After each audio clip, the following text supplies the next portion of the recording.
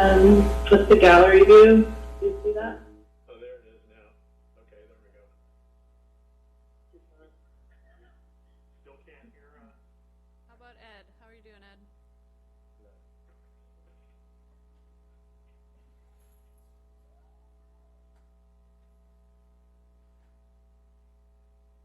Anyone drive through the village today? Today or tonight? Today. Yeah, I did. Yeah. A little bit of a change down there. They're blocking off parking spaces. Yeah.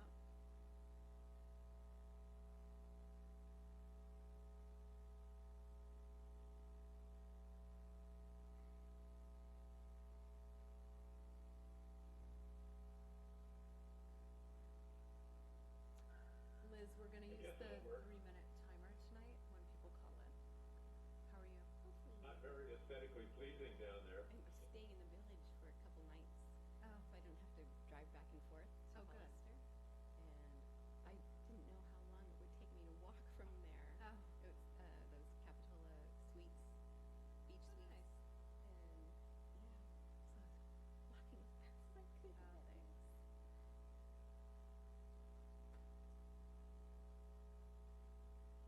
And even when I play the public comment from emails, if you can start the buzzer. Oh, Just because last night we had a meeting and some were really long, and just so we know in the 3 minutes mark has been hit. Can you hear me now? Yes. But now it's echoing. Yes, now it's good. Not good? You know what, so now on your iPad, press mute. Press mute on your iPad, and otherwise. Katie, you're muted. Put on your iPad, press mute. Okay, now she knows.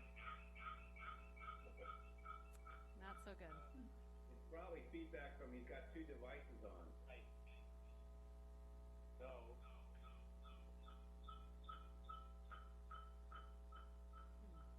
Larry, any recommendations? Put your phone in airplane mode. You should have headphones will stop that. The speaker will stop too close to the mic. The speaker is too close to the mic? You could try doing the whole thing from his iPhone, just forget the iMac. The iPad.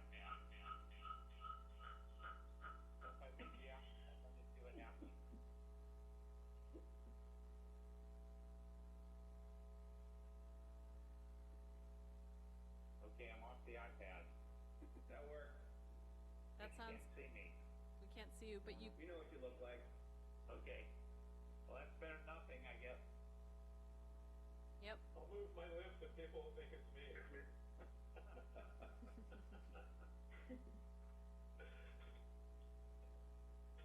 You could probably do the whole thing from your iPhone if you'd like. So unless tell me how to get myself heard from my iPad. I've had lots of Zooms on the iPad before. This is the only one that's happened. That's strange. Well, you sound nice and clear now, so if you're okay doing it without video, I think you're good. Yeah, I guess I'll have. For those who have to, oh, go ahead.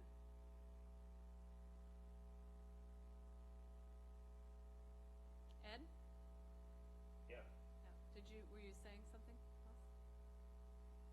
Well, I might try and put it on my iPad and the sound on, so I can. Anyway, okay.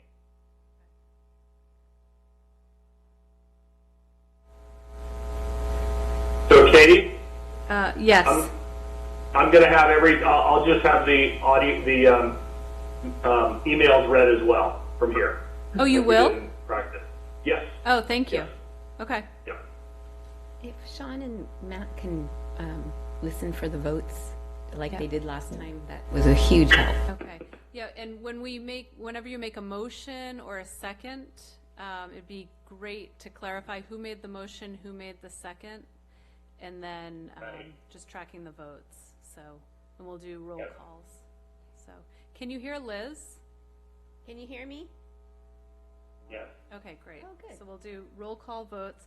The other thing is, Kingston is here from the community TV. Ed? He's the one doing the, Oh, you sound fine now, and we can see you. oh, you can see me too? Yep. Yeah, half of you. Okay, well, There we go. this is Jerry Rick. I don't think it's gonna win any technology awards. But we'll do it.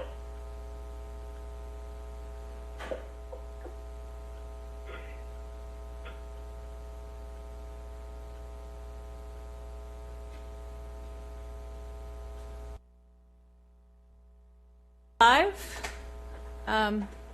Larry, and Ed, you heard me say Kingston is here with us tonight in the community TV? I can start it so the attendees can come on in now. Yeah, that sounds good. And we'll All just, right. at 7, we can begin. Yep. Katie, you're saying Kingston is the one who's doing the technician? Correct. Kingston? Yes, Okay, Kingston. got it. Thanks. Katie, is there gonna be a public works rep on, like Kailash for the project? Kailash just signed in. Do you want him as a panelist or attendee? He might need to answer questions from the planning commission stuff. Yeah, panelist. You want him as a panelist? Yes, please. Okay, I'm promoting him.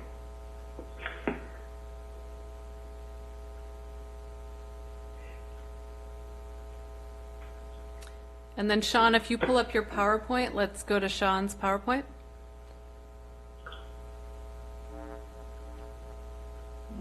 The instructions.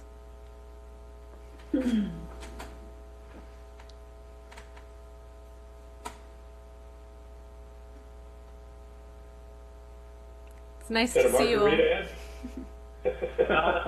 Advantage to being at home.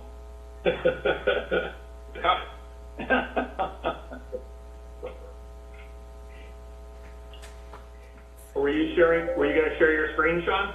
Yeah, I'm just getting it set up before Okay. Sorry. screen to use.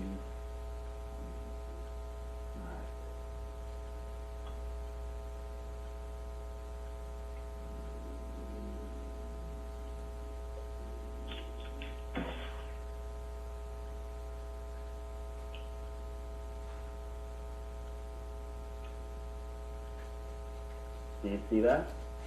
Yes.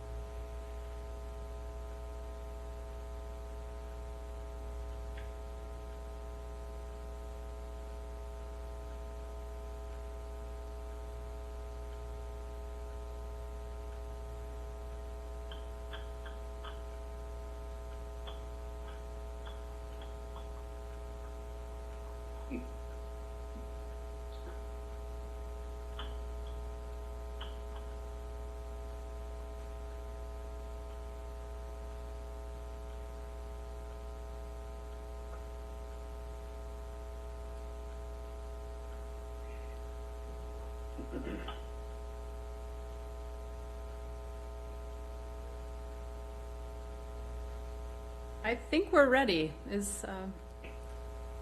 Okay.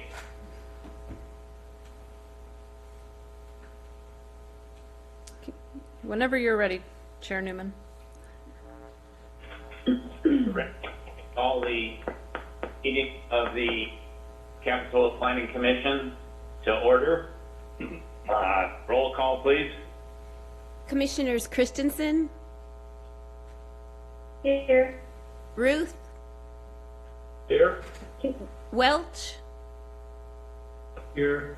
Wilk, Here. and Chairperson Newman. Here. Okay, the next item is the Pledge of Allegiance. And there's a little picture of the flag, I think, on your computer. So we'll begin. I pledge allegiance To the To the flag flag of the United States of America, of the United States of America to the republic and to the republic for which it stands, one nation, under God, indivisible, with liberty and justice for all. And that last clause kind of has some special meaning this month. But, next is oral communication. Do we have any additions or deletions to the agenda? We had two emails that came in today for the project on Fanmar, and hopefully you all got a chance to read those. So for item 3A, 208 Fanmar Way, there's two emails that came in. They are posted on our website. And no Okay. additions or deletions to the agenda. All right, let's back up and give a general introduction here. I gave everyone a chance to join us. In accordance with the current shelter-in-place order from Santa Cruz County Health Service and Executive Order N 2920, the Executive Department of the State of California, this Planning Commission meeting is not physically open to the public. Limited staff are present in the planning chambers, and the commissioners are participating remotely via video call. Members of the Planning Commission can use the reaction choices in Zoom to indicate they would like to speak, similar to raising a hand. This meeting is cablecast live on Charter Communications Cable TV Channel 8 and is being recorded to be rebroadcast on the following Wednesday at 8 a.m. and on Saturday following the first rebroadcast at 1 p.m. on Charter Channel 71 and Comcast Channel 25. Meetings can also be viewed live from the city's website and with the Zoom meeting link also available on our website. Our technician tonight is Kingston from Community TV. Public comment can be emailed or called into the Planning Commission. I believe you've received some general instruction in that regard. Members of the public may submit public comment only once for each item by email or phone call. However, the applicant on public hearings will have an opportunity to respond to public comments. To call in comments, before the items you wish to comment on, call the phone number and enter the meeting ID displayed. Press the hash key when prompted for participant ID. To raise your hand to make a comment, press *9 on your phone, wait to hear that you are unmuted, and then make your comment. You will have up to 3 minutes to speak. If you are watching the meeting via Zoom, you can use the participant option to raise your hand and make a comment when unmuted by the moderator. To email comments, identify the item you wish to comment on in your email subject line. Emailed comments will be accepted starting now up until I announce that public comment for that particular item is closed. Each emailed comment will be read aloud for up to 3 minutes or displayed on the screen. Emails and calls received outside of the comment period outlined above will not be included in the record. This is the first time we've had a meeting using this particular technology. It's a new challenge for the Planning Commission. These hearings are important to the people participating, both applicants and neighbors, and we understand that. We didn't create the little corona bugs, but our staff has done a great job in setting up this alternative procedure, and we will do our best to have everyone heard and make the best decisions we can. So with that in mind, we will move on to public comments. And this is an opportunity for any member of the public to comment on an item that is not on the agenda. And do we want to wait 3 minutes for those, or are we prepared to move ahead? I think we're prepared to move ahead for Okay. general public. Yeah, I think in the general comment, in the future, if we continue to do this, we should tell people if they want to do public comments on items not on the agenda, they should send those in ahead of time. Do we have any hands up for? There are no hands up right now. We did receive an email, but I believe it's about a actual agenda item. I see that. Okay, Yeah. thank you. So then next, do we have any comments from any commissioners at this point? If not, they can wait until we get back to the end of the agenda. We have another opportunity for commission comments. And any staff comments at this point? No staff comments at this point. At the end of the evening during the director's report, I'll give an update on our efforts for businesses. Okay. So that takes us to public hearings, and we have 4 public hearings tonight. We're going to take them in the order that they are on the agenda. Again, members of the public, the applicant will have an opportunity when we turn the public hearing open to the public. The applicant will have an opportunity to comment, then members of the public can comment once, and then the applicant will have an opportunity to reply, and that's the end of public participation, and the commissioners will discuss and make a decision.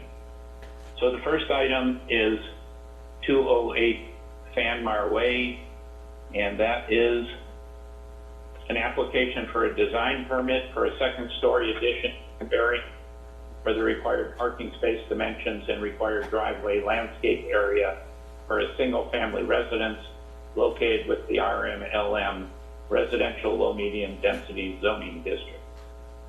Staff report, please. Thank you, Chairman. This is Peter Wilk. I need to recuse myself from this item. And that's due to geographical proximity? Correct. So I'll just move out of view, I guess. Commissioner Wilk, if you can turn off your mic and be muted, and also turn off your video, please. I'm really frightened to touch this.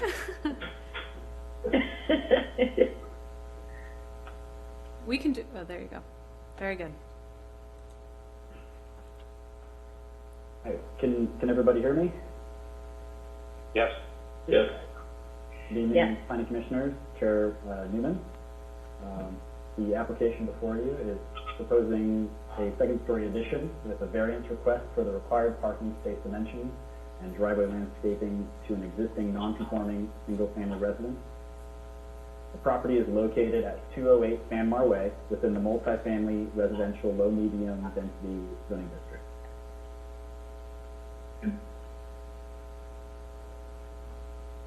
The existing single-story residence, as it appears today, surrounded by 1- and 2-story single-family homes in the Upper Village neighborhood.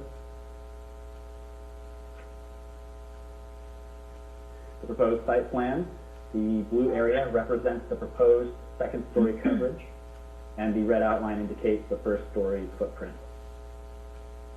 The remodel increases the floor area by 346 square feet for a maximum floor area ratio of approximately 58%.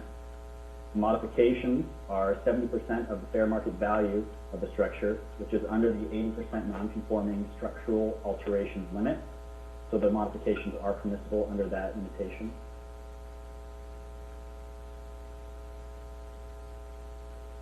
The existing and proposed east and south elevations seen here, or the front and driveway side. The proposed remodel utilizes stucco siding on the first story and wood shingle siding on the second story. The remodel includes a gabled composition roof and a deck overlooking Fanmar Way. The existing and proposed west and north elevations.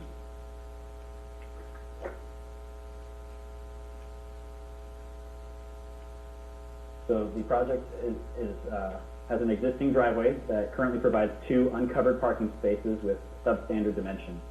The driveway does not include the required landscape strip adjacent to the property at 206 Fanmar Way. Additions of more than 10% must be compliant with the parking standards.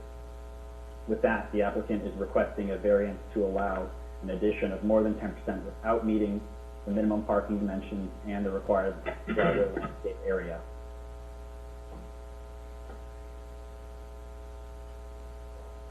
The Capitola Municipal Code states that the Planning Commission may grant a variance permit when it makes the finding shown above.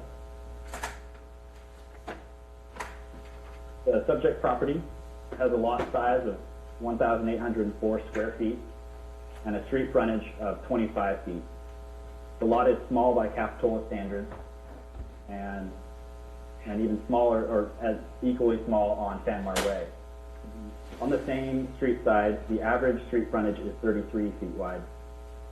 The strict application of parking standards would deprive the subject property of privileges enjoyed by other properties in the vicinity and under identical zone classification.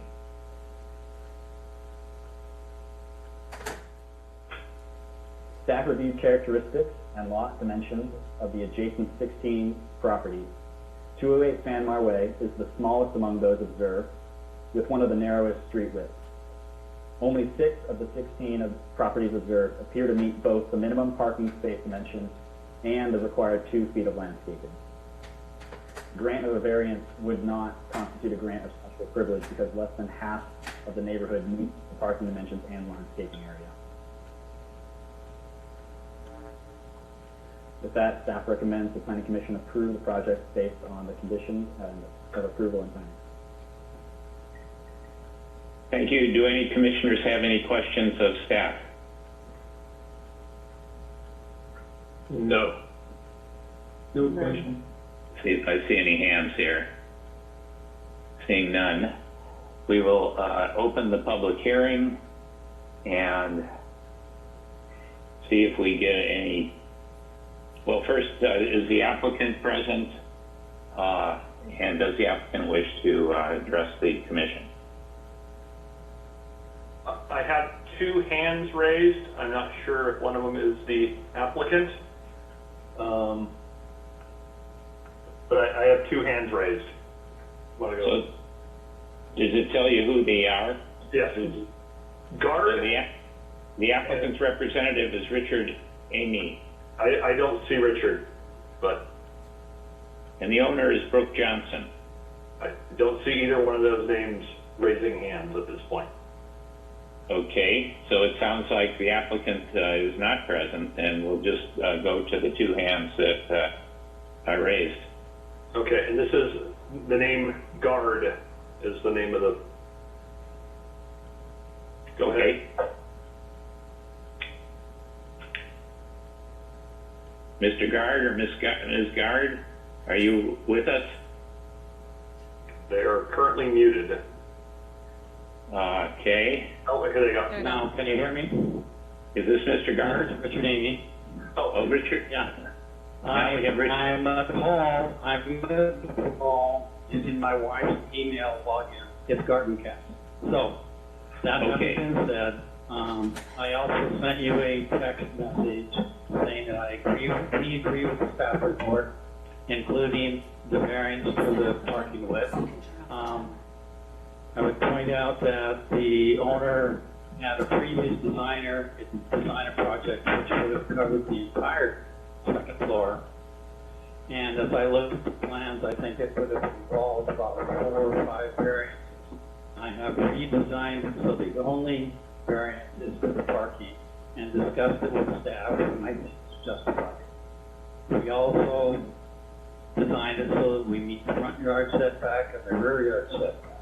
I've reviewed the letters written by the owner to the east, and we choose not to lower the ridge height, not to lower the second floor line as to the walls, because it in fact meets all current FAR height setback regulations for the addition. I have suggested in text writing to you that we would accept and request an additional condition that there be a fence meeting the height restrictions on the east property line to alleviate any concern the adjacent neighbor has of crossing their land from entering the driveway. I'll answer any other questions you may have. Could you repeat that again about the east boundary, what we were going to do? I request a condition be added that a fence will be installed on the east property line, meeting the height restrictions, to take care of one of the concerns of the neighbor that claims they have been crossing their property using part of the land for parking. If you put a fence on the east property line, wouldn't that narrow the driveway another foot or so? No, it won't be a foot. It'll be the smallest width fence I can put in on the property line. No, but I mean, isn't your driveway over the property line? The owner's driveway? No. Well, the driveway is paved over the property line, but we don't claim to be using it.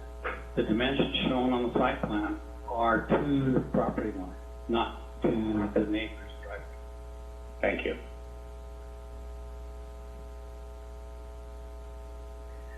Okay, anything further, Mr. Emmy? Not at this time. Okay, we'll give you a chance to return later. So, other public comment, please. Okay, Liz. Yes, we have Gordon Van Zoyden. Mr. Van Zoyden, can you hear us? I can hear you. Can you hear me? Yes. Okay, great. All right. Well, first of all, thank you for everyone's time. And I know we have about 3 minutes, so we'll move along. I have read in detail the work of the Planning Commission, listened to Richard's comments, and I respect Brooke's right to build the home that she has the right to build within the Capitola Building Code guidelines. I also think we have rights of living there for 28 years that we enjoy as well, and one of those has been the enjoyment of the view that we have looking out towards the ocean waters. We have several times wanted to discuss with the applicant how we might be able to come up with a compromise and ask that anywhere from 3 to 4 feet of the overall project have to be reduced so that we can continue to enjoy this view. But it's the feeling of the applicant they've met all the building code requirements and there's no need for them to do that. So I offered a letter of compromise that I submitted today. I had a conversation with Matt Warback this morning after reviewing the Planning Commission's report and finding that the actual surveyed area of the applicant's lot is the actual surveyed area is less than the driveway width as it currently stands. So there's actually 8 inches of our property that extends into the driveway that they now have. And even though Richard said they don't use that, there are several times that their cars actually butts right up against the driveway to the point that we've actually had damage on the flagstone that is on our driveway. So our proposal is to help to mitigate the issue that the current applicant has with the width of that driveway and honor the fact that we will release not only the 8 inches that she's on our property when she parks her car, but potentially another 4 inches so that instead of a very limited access to her home, she would have a much more comfortable 8 feet plus, and that would allow her to open and close her car doors more freely. In exchange for that proposal, we just asked that the slope of the top pitch of the roof be matching the bottom pitch, which is a 425/12, and asked that the top pitch go from 812 to 425/12. And in doing that, we think that might reduce the overall height by 2 feet, and asked that the ceiling height be brought down on the second floor from 10 feet, perhaps down to 9 or 8. so that we would get another 3 or 4 feet of clearance, which is all we really need to enjoy the view that we have. Both of these modifications wouldn't have any impact on the overall square footage, and I think if she does both of those modifications, she still has an open air, high ceiling. So we think this compromise and this compromise proposal, which we tried to do in person with her, but we didn't have any success, we feel that it's a worthwhile compromise proposal. If not accepted, and I spoke about this with Matt Orback, then I guess we do have the right to put a fence up, as was just discussed, on our property line, which would then take advantage of the 8 inches that's on her driveway, and would reduce the width of her driveway and make it more difficult for her to open and close doors. So we're not trying to do any tactics here that are forcing, but we are trying to come up with something of both of us to enjoy the properties that we would like to enjoy, and most of all, we'd like to restore the friendship that we enjoyed with the applicant for many years prior to this, and now it's been strained by these current events, but we really hope that we can find a middle path that both of us can win from and regain that friendship that we enjoyed. Thank you, Mr. Van Zuden. Any commissioners have any questions? No Thank you. Ruth. Any other public comments before we give the applicant a chance to respond? Yes, we have one more phone in from area code 925. Okay. Hello, my name's Eric. I'm a neighbor of 208 Fanmar, and I just wanted to chime in that I am currently in construction under the guidance and guidelines of Capitola and their regulations, and I just want to support 208 that as long as they follow everything Capitola is asking for, that I fully support what she's trying to do. I would not entertain any reduction in her wishes as long as Capitola does not do so either. Can you give us your last name for the record, please? Miller. Thank you. Thank you for your comments. Okay, Mr. Amy, would you like to respond at all?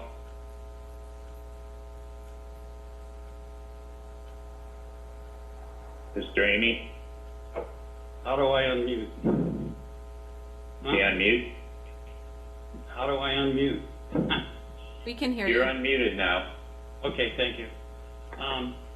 One of the issues is that private views in the coastal area of California are not protected. Only views are public. I'm aware of that, having been a zoning administrator for the city of Santa Cruz many years ago, and I tried to design per the guidelines and regulations, and as I said, we recommend and agree with the approval with the added fence that will take care of one of the neighboring conflicts. Sorry. Okay, thank you. With that said, I will close the public hearing. Chair and- Newman, excuse me, we do have a written public comment for this one. Larry, can you? Is that for this one? Yep. Or for the next one? Yes, 208 Fanmar, Carrie Breslin. We have one for 207 Oakland. Oh, there's 3 public comments now in the mailbox. Oh. Really? And oh, okay. there was yeah, sorry. and Richard Amy has already spoken, so just the Carrie Okay, I missed Breslin. that. Thank This is you. fresh, so So, I Larry, will share my screen so that we can hear the.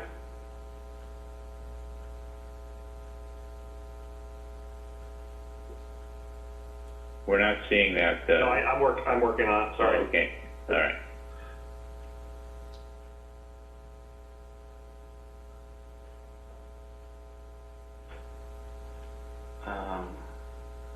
Okay. Sorry. My father bought it and rebuilt it back in 1994. It was an eyesore. I say yes. The plans will only improve the street and also give my sister Brooke Johnson more room for her children. Since Okay. Thank you. Okay, I think that then does end the public hearing, and I'm going to bring it back to the commissioners. And why don't we just go, I'll call out the commissioners in order. Commissioner Wilk, your thoughts? He's recused. He's recused. Commissioner Christensen? Well, the only question I have is the variance is covering the 7'4" driveway. Is that correct? Also the landscaping on the driveway, the absence of landscaping. Yeah. Okay. But with that variance, they would be allowed to occupy that driveway space as it's shown on the site plan at 7'4", without the landscape being there. Is that correct? Staff, do you want to respond to that? Can you hear me? I'm not sure. Is your question that would the owner be able to utilize that space as it is right now if they weren't going forward with this project? My question is that as it's shown on the site plan with 7'4", they're allowed to occupy that with their variance. Without that landscape, that's perfectly fine up to that property line. Is that correct? That's what you would be approving in addition to the Yes. modifications in second story. Yeah. Right, exactly. That's the question. That's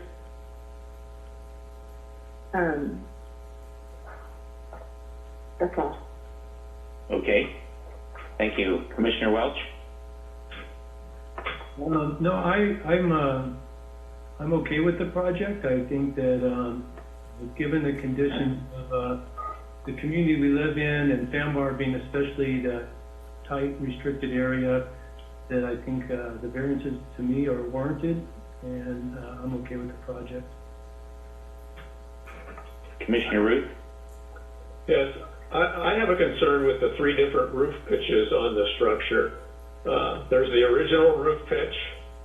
There's a different pitch over the stairwell dormer, and then there's a different roof pitch on the new second-story addition. And I would like to see the applicant change the plan so all 3 roof pitches match the original roof pitch. So that's a design issue? That's right. From your standpoint? That's Okay. right. Would that cause you to vote against the project? It will. Okay. All right. Anyone, before I comment, anyone want to comment on that particular point? Commissioner Welch or Commissioner Christensen? Well, I don't want to debate with a fellow commissioner. We all have our views, but my perspective is an individual designs their home the way they prefer to have it built and have that view. And I'm sure my roof line doesn't make everybody happy. So, while it may not, sit with me necessarily, I think the homeowner has the right to do that. So, for me, I'm okay with it. Okay. I think I agree with TJ. I feel that if they've already gone through an Arkin site review, they've evaluated the design, it all meets the requirement, and I don't see why we would restrict the applicant. Thank you. Okay. My comments on this are, I want to, for Mr. Van Zuiden's benefit, I want to let him know that Mr. Amy is correct that we have never, and I've been 14 or 15 years on the Planning Commission, we have never turned down or modified a project to protect a private view, ocean view. That's just, if we did that, it would be completely contradicting all our precedents and setting a new precedent. So the idea of working out some kind of compromise with the applicant, you can continue to do that if it's approved, and that's up to you and the applicant. It's not really for the Planning Commission to intervene in that kind of a negotiation. It's our job to evaluate application as presented to us. As far as the variances, this commission is very strict on approval of variances, and the staff, I agree with the staff that this one meets the 2 requirements for variance, so I'm going to support the application. Does anyone want to make a motion? I would make a motion that we go ahead and approve 28 Fanmar as stated by the staff. So with the conditions as stated. Now, Mr. Amy proposed a new condition of requiring a fence. You haven't included that. I don't see any reason that we need to include that. If they want to build a fence, they can. That's correct. Are you wanting to include that in your motion? I am not recommending putting that in the motion. If the neighbors want to work out that between them, that's fine. And, you know, I didn't get into it when we had our discussion, but, you know, the neighbor to the east has a deck on the roof, which is not something that we allow these days. And so he's got a great opportunity there, and I just hope the two of them can work this out. So I would not put that fence line in there. I'll let Mr. Emmy and the occupant work that out. Okay, do we have a second? Second. Okay, we'll do a roll call vote. Commissioner Christensen? Aye. Commissioner Welch? Aye. Commissioner Ruth? No. And myself, yes. So that passes 3-1. And we'll move on, thank you, to 207 Oakland Avenue. And staff report, please. Chairperson, I will have to recuse myself due to proximity on this one. Okay, and we need to get Commissioner Wilk back.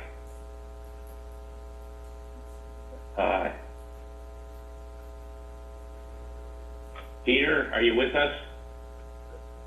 I am with you. I've just been unmuted. Thank you. This is a little awkward, but we're so far so good. And Commissioner... Okay, staff report, please, on 207 Oakland.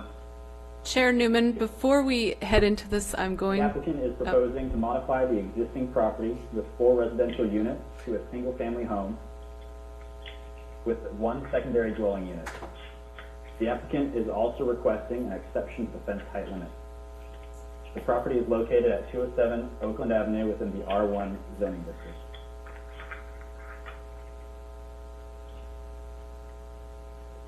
The application, I'm not sure if anyone sees that slide changing, but a delay.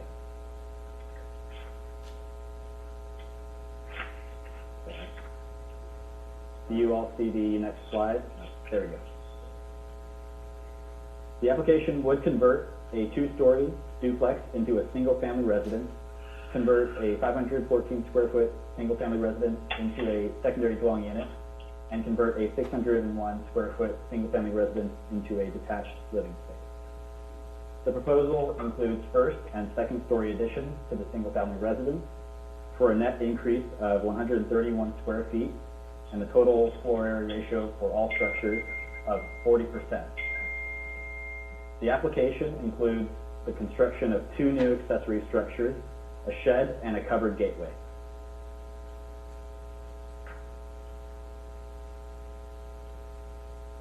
The existing structures at 207 Oakland Avenue, as they appear today, oops, that's the last slide. Each structure is non-conforming due to the encroachment into the required setbacks.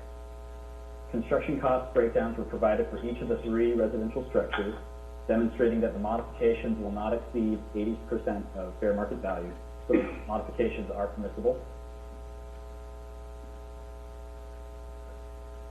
The property activity is also non-conforming due to the existence of 4 dwelling units in the R1 zone, which constitutes a multifamily activity that must be discontinued after the 50-year amortization period or September 27, 2029, unless an extension is granted by the Capitola City Council.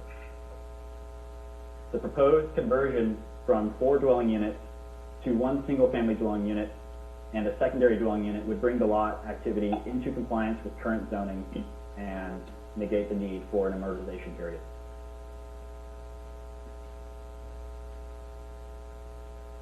Parking is also considered non-conforming on this property. It does provide 4 existing uncovered parking spaces along Oakland Avenue. A covered parking space is not required here, even though the floor area alone would require it, because the structural alterations do not exceed 10% of the existing gross floor area.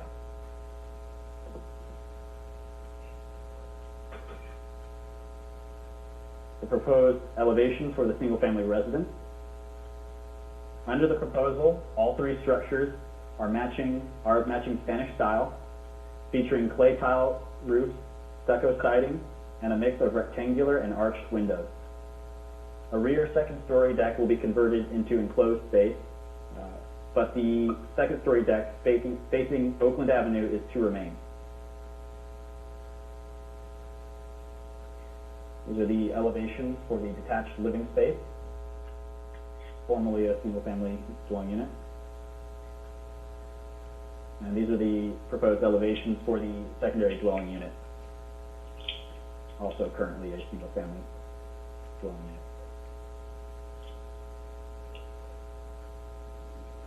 The Capitola Municipal Code states that the Planning Commission may approve alternative locations, height, and materials for fences. The proposed location allows a maximum fence height of 8 feet, provided that the top 2 feet of the fence be made of lattice or other open material.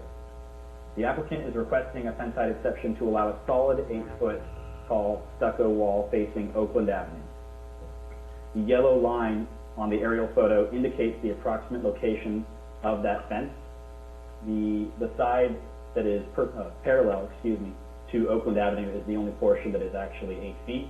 On the side there, it drops down to 6 feet, so that portion complies as it is. With that, staff recommends the Planning Commission approve the project based on conditions of approval and findings.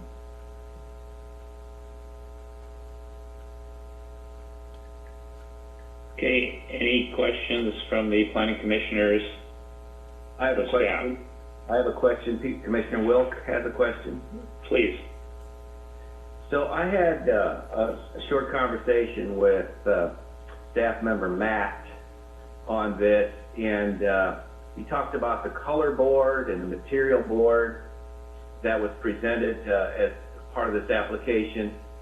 And he said that in general, we tell applicants that is not required, and yet it is mentioned, I think he said item E on the master application.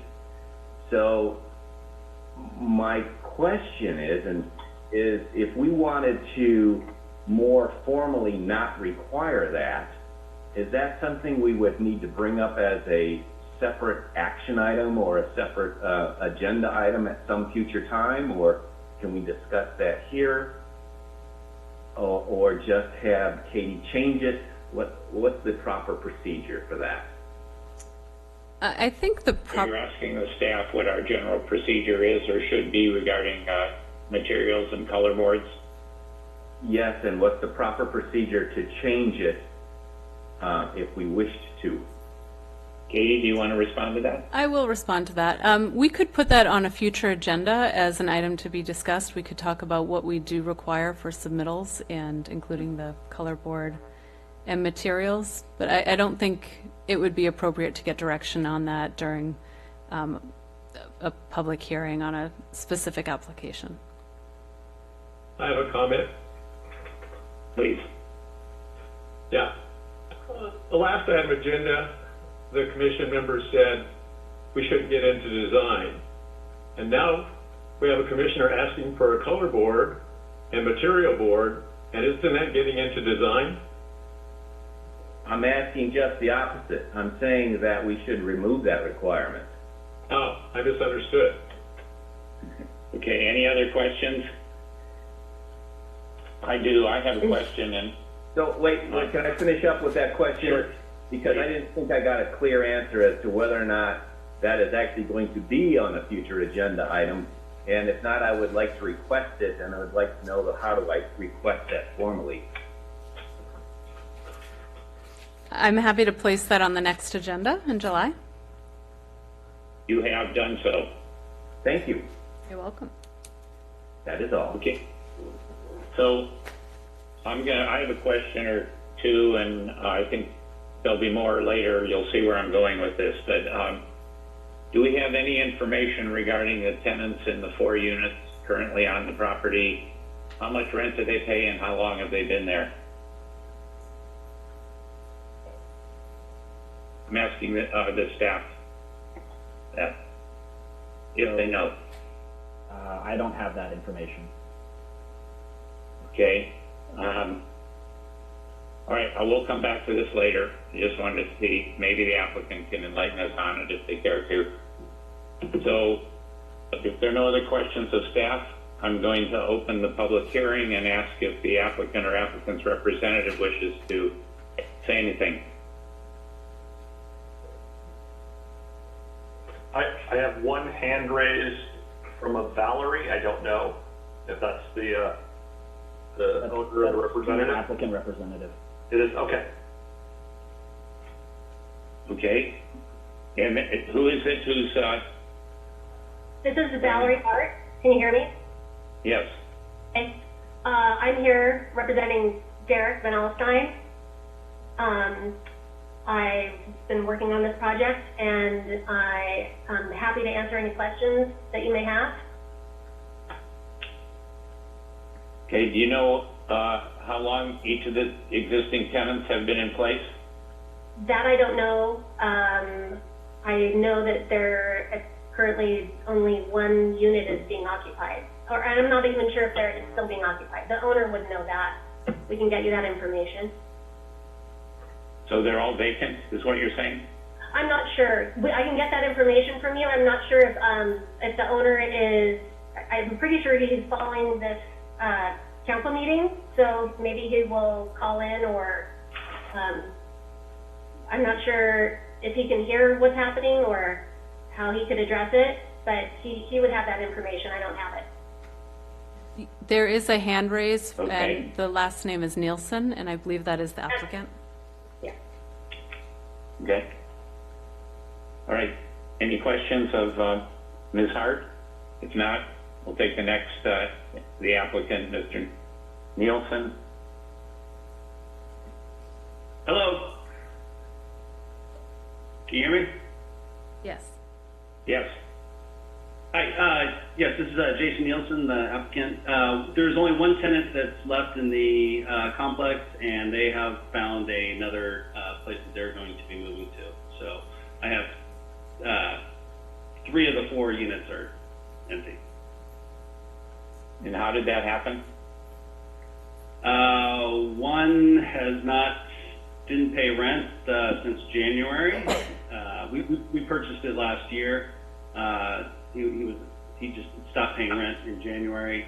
The other was a short-term renter who went to Cabrillo, and they're actually still there. They're moving out tomorrow afternoon. They own a house up in Lake Tahoe. So they signed a lease that ended at the end of this last month, and they requested it extended to the end of this week. And then, yeah, there's 1 unit that's still occupied, and they are moving out within the next couple of weeks. What do the units rent for? Between $2,000 and $3,000 per month. All 4 of them? Yes, they did. Okay. Thank you. Any other questions? Any further comments, Mr. Nielsen?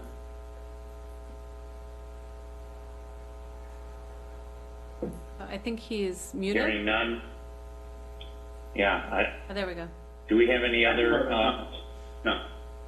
Let's see. No other comments? Okay, thank you. Any other comments? We have some via email at this point. Okay. How many? 4, I believe. Okay, can we have those? Yes, I will try and get them read. By sharing a screen. Sorry, I've moved stuff out of the way. Share screen.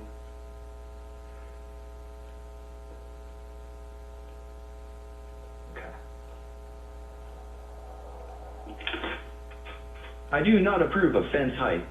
Based in previous fence height Dicus Zion on St. John Church properties, it must be much lower.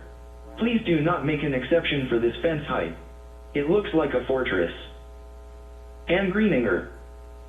212 Oakland Avenue. Capitola. So I will go to the next one.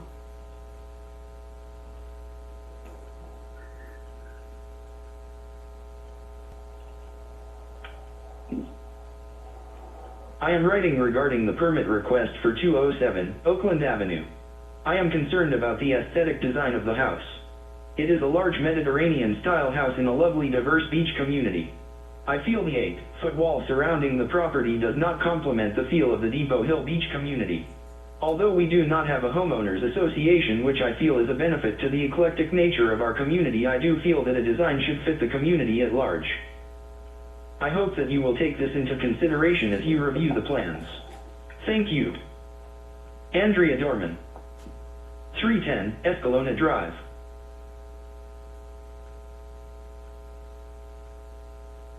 I live next door to 207 Oakland Avenue. I have a few problems with the design as it currently stands.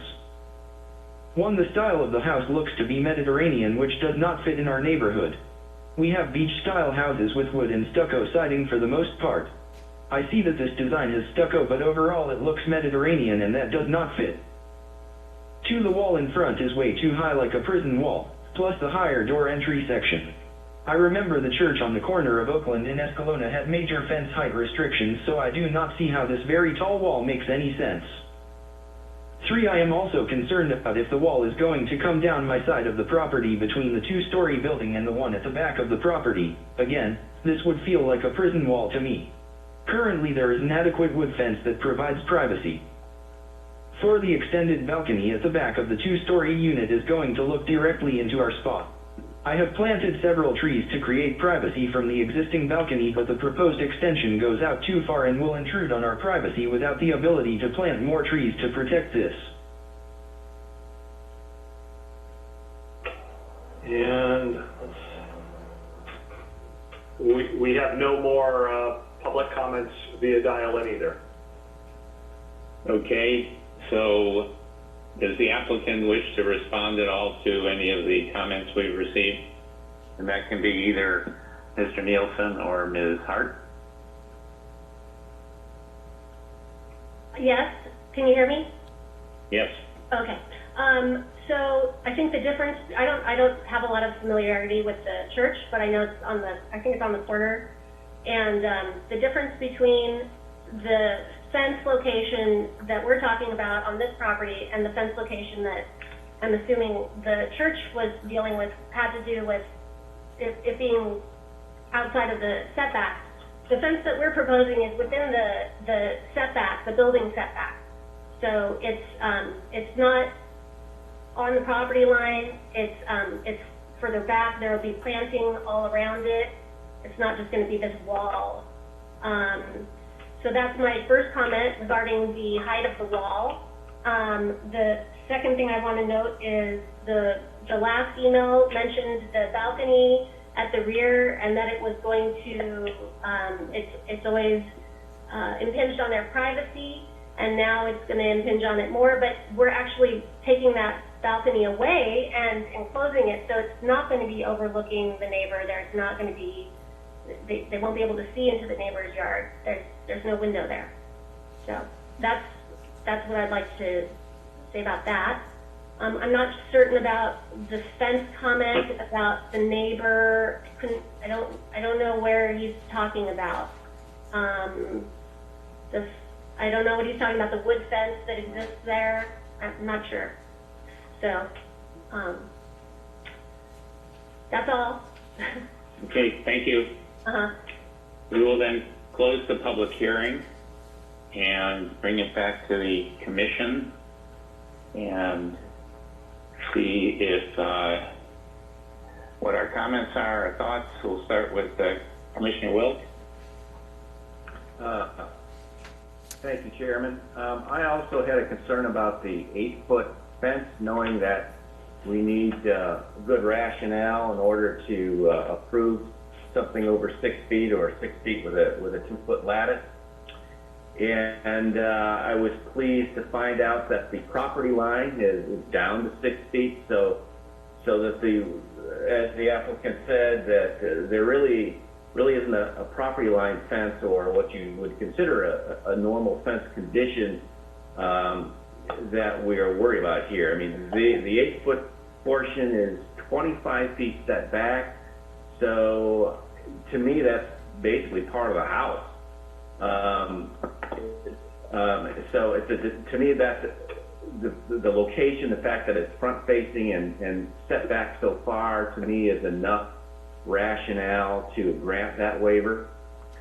Beyond that, I appreciate the applicant spending their hard-earned investment in our city. That's all. Hey, Commissioner Christensen? I like the layout of this, of what they're doing to this property. I think that they're taking kind of a really somewhat sterile apartment environment and turning it into a really nice courtyard. I can appreciate the wall in front, being that you enter into the courtyard and you seem to have a really nice area where it's a communal environment for all the occupants on the property. As far as the exception of the fence, with consideration of what Commissioner Wilk was saying, with it being set back 25 feet, I can see that as being a bit different than providing an exception if it was on the property line. But I don't know. I'm a little hesitant to set that type of precedent, because I know that moving forward, people want to build 8-foot fences all the time, and a 6-foot fence really seemed to make much of a difference if they were to just provide a 6-foot wall there instead of an 8-foot fence, or an 8-foot wall, or a 6-foot fence with the lattice. That's my overall comment, but I don't necessarily have any questions, really. Commissioner Ruth? Yeah, well, I think it's obvious the property as it stands today is in a much-needed workover. It's been kind of in a run-down condition for a long time. But I have to agree with the last letter of public comment that was introduced. It doesn't fit into the neighborhood, and just to kind of editorialize, we used to consider design, and that's one of the reasons Capitola has been able to maintain its character all these years. The Arc and Site Committee looked hard at designs back in those years, so did the council, so did the Planning Commission, and now we don't do that. We seem to have lost our way. The Arc and Site Commission has lost its way to really try and maintain the character of this community. And this is a tough one for me, because the property is in such dire need of improvement, but it is so out of character with the neighborhood.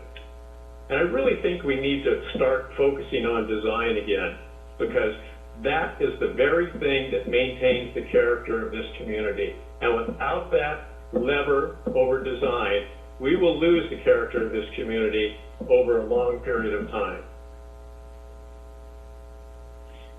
Thank you. Okay, I have a completely different position on this application, and I don't know exactly what to do about it, but bear with me, please. So this is in the coastal zone. I'm not so much concerned about, sorry? You can't hear me? I can hear you. Okay.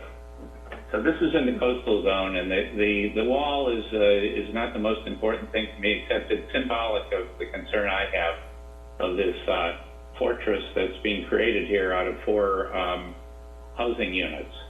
Because one of the most important policies in the coastal zone is the preservation of housing, and especially housing that can be affordable to some people that, I wouldn't call it low income, but I would say it's more affordable than a lot of housing in Capitola. So there's something called the Mellow Act that addresses specifically conversions in the coastal zone that cause the loss of affordable housing. And the city attorney has looked into that, and I agree with the city attorney saying that technically this project does not fit within the requirements of the Mello Act, and that's named after, some of you know, Henry Mello is a Santa Cruz County legislator who the theater in Watsonville is named after, but he's the one that presented that bill. Anyway, the Mello Act doesn't technically apply, but it also says it establishes minimum requirements for housing within the coastal zone. Then there are other parts of our government code, and I'll just quote one portion here that says, the availability of housing is of vital statewide importance, and the early attainment of decent housing and a suitable living environment for every Californian is a priority of the highest order. So we have all kinds of programs and reallocations in our community to try to create housing units, and what we have here are 4, in my opinion, very decent looking housing units that are being converted into a compound for one family. So we're losing 4 units, and the family's getting something that, from a design standpoint, some people object to, but I object to from the standpoint of possible loss of housing stock in the community. I don't know what to do about that. It's more of a city council issue, I suppose, but I really have a hard time. I mean, last week we experienced throughout the country a lot of dissatisfaction in the country. Part of it was over racial justice, but a lot of it was over economic disparities. And that's kind of what this symbolizes here, is an individual's coming in, and basically four units are being lost for one family that has obviously a lot more economic wherewithal. And I'm just concerned about that, and I think our city council should look into some changes in our ordinances to control this type of gentrification of the community. So I'd be interested to hear if that resonates with anyone else. I can respond to that. This is Commissioner Wilk. I had that question as well in terms of the number of units being lost and why, what the rationale is. And it was given the response that, well, they were going to have to do it anyway because it's not to code currently. So that by 2029 they have to make a modification to the living space anyway, unless they anticipate that whoever's on the planning commission in 2029 gives them an extension on their variance. That would be the city council, not the planning commission. Okay. Well, we don't know who's going to be there either. I guess my concern would be for the property owner who perhaps if they knew ahead of time that this was an objection or that the city had an ordinance against this, but for us to turn this down because we anticipate the city council should do something about a little affordable housing, I don't think that's our role, and so I think we should allow them to follow the rules and not turn them down as long as they are following the rules. With regards to the style, I don't know that there is a style in Capitola. I know that Casablanca is right on the corner of Depot Hill, and that's Spanish style. I think if you walk down El Salto and go down some of the side roads there, you'll see some Mediterranean houses. So it may not be consistent with the housing on that street, but I would be reluctant to say it doesn't fit in the community at large. So, I in fact will make a motion to approve the project as presented by staff based on the conditions and findings presented by staff. Let me just respond to that issue of the requirement that they conform over 50 years to the zoning. So in 1988, the ordinance allows an applicant or a property owner to get an extension. In 1988, that's 32 years ago, they applied for an extension, and that was denied at that time. But the 32 years is a long time, and things have changed a lot. And the policy, the housing policy in this state has changed a lot in 32 years, and so I think it trumps the amortization rules that existed back then, and I think the city council should and would grant an extension if they applied for it. And as far as purchasing the property without any awareness of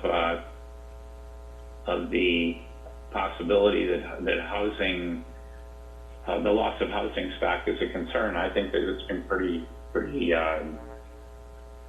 available or well known to anyone who wanted to know that there's a critical housing shortage, and that the Coastal Commission has a very strong policy of preserving affordable housing within the coastal zone. So I think that they should not have been taken by surprise. Anyway, anyone else? Well, we have a motion on the table. We have a motion. Yep. Do we have a second? A second. We have a second from Commissioner Christensen. Do we have any further discussion?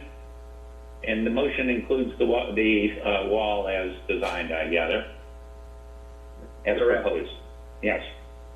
Okay, so no further discussion. We'll have a roll call vote. Commissioner Wilk? Aye. Commissioner Christensen? Aye. Commissioner Ruth? No. And Chairman votes no. So that application is denied. And of course, there's an opportunity to appeal to the City Council, and we can talk later in the agenda about whether anything else could or should be done in this with regard to my comments. Chair Newman, does anyone want to entertain a second motion before that motion died and would be considered a denial, but if there's any other motions, you have the opportunity. Anyone else want to make a motion?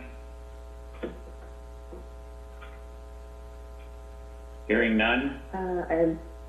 I motion to approve without the fence. So the motion is to approve the application as presented without with all the conditions except no fence variance allowed? Is that the idea? Mm-hmm. Yeah. Yes. Can you hear me? Yes. Does that make sense to everyone? Yes. I'll second that. It's Commissioner Wilk. Okay, Commissioner Wilk seconds. Any further comment on that motion? I have a question. So does that also include the 6-foot wall along the side that's perfectly legal?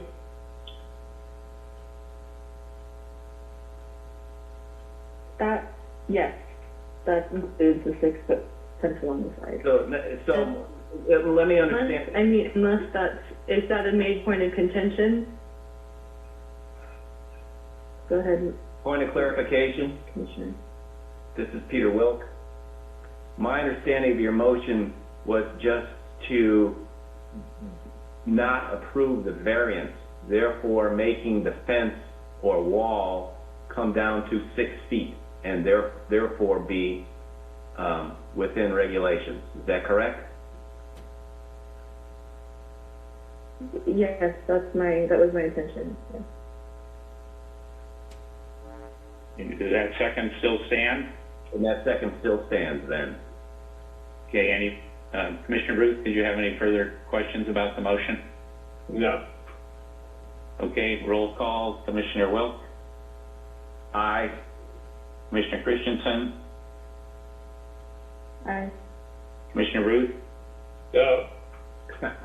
And the chairman votes no. Any other motions? Hearing none, we'll probably hear more about this application at the city council level, but at this point, that's the end of this item, and we'll move on to the next public hearing, which is 203 Esplanade. Do we have a staff report, please?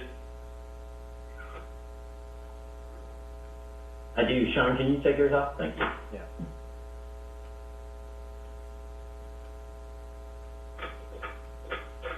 You gonna get TJ back here? I'm Oh, you're back?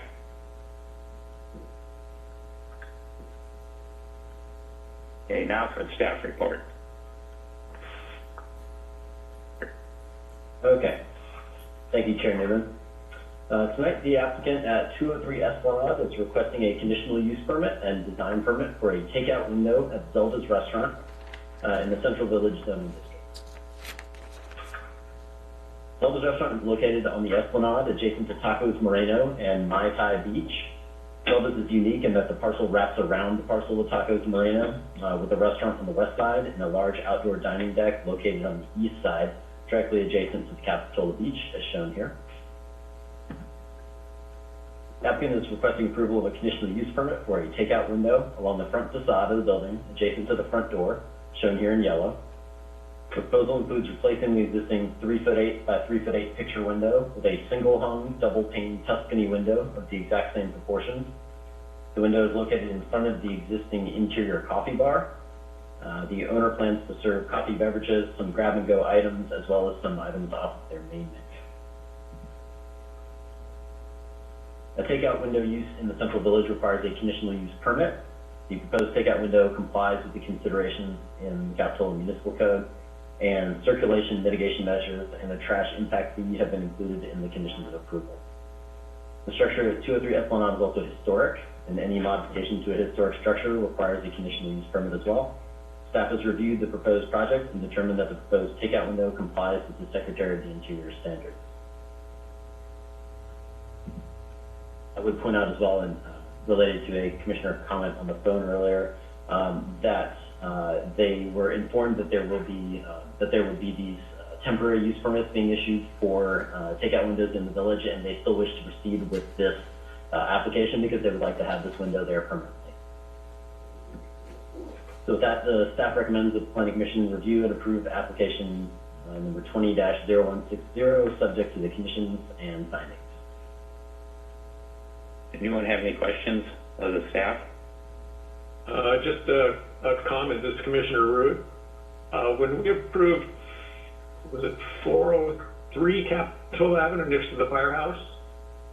One of the conditions I asked for was that they be required to provide a trash receptacle according to whatever the city design requirements were for those. And so I'd like to see that also for this takeout window.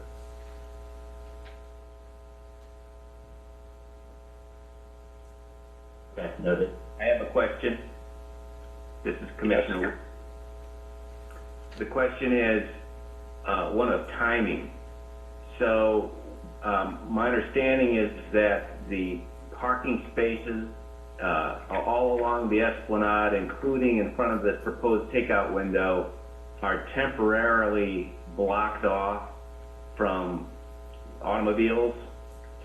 And so therefore, at least during the COVID crisis, if this takeout window was in place and there was a line of people there, because of the parking spaces being blocked off, there would continue to be plenty of space for pedestrian clearance around the takeout window. Is that correct? Yes. Thank you.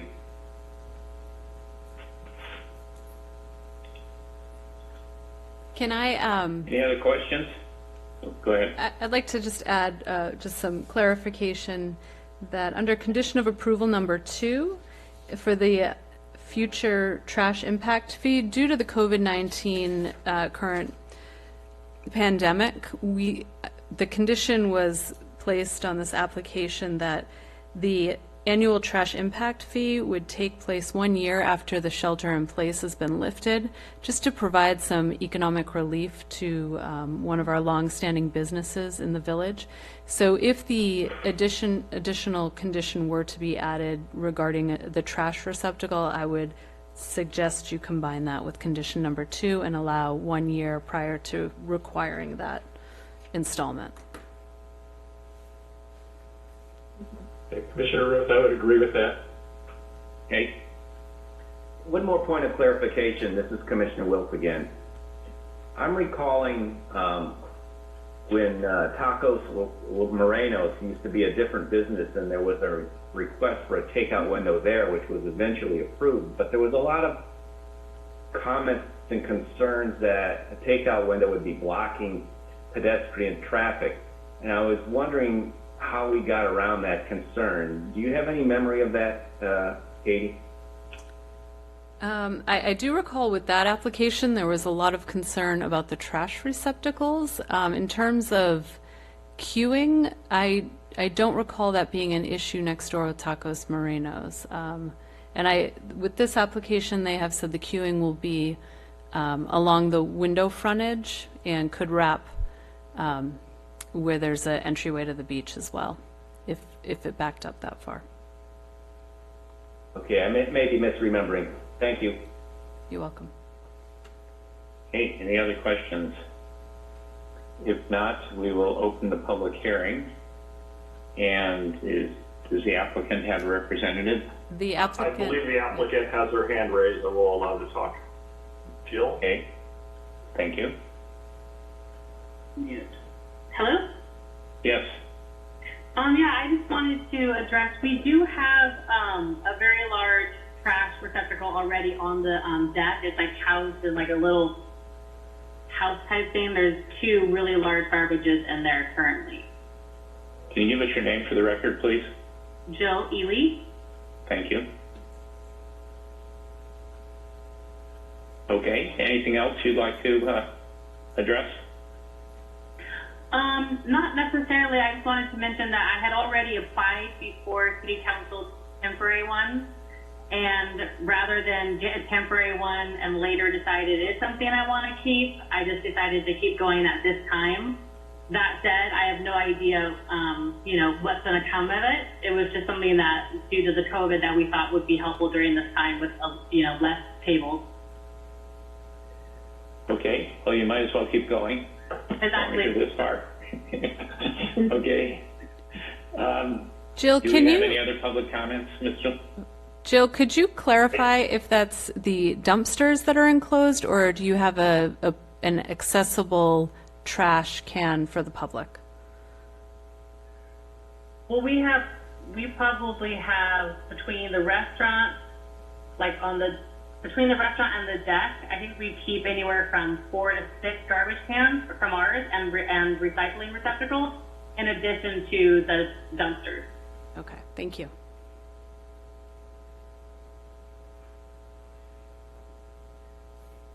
This Commissioner Root, Ms. Ely, but those garbage cans aren't accessible by the public, are they? Yes. Are they? What, yes. through the walkway, the breezeway, or where are they? They're not in front of the deck. There's a couple of them right next to the hostess podium, and then there's generally some I don't know how to explain it, like next to where there's like a wood there's like a wood enclosure that we actually keep our coolers in for beer, and right next to there we also have another two receptacles Okay, but for, for the my public. point would be for people taking out food on the sidewalk, because that's where the window's facing, and then walking down the sidewalk, they aren't really accessing those cans. No, yes, no, they would have to be from like maybe the walkway or going from, to the beach. If they were going through the restaurant to the beach, then yeah, we keep lots of garbages right back there. Yeah. And looking at the public comment email, there is none at this time. Someone has asked if we can put the picture up.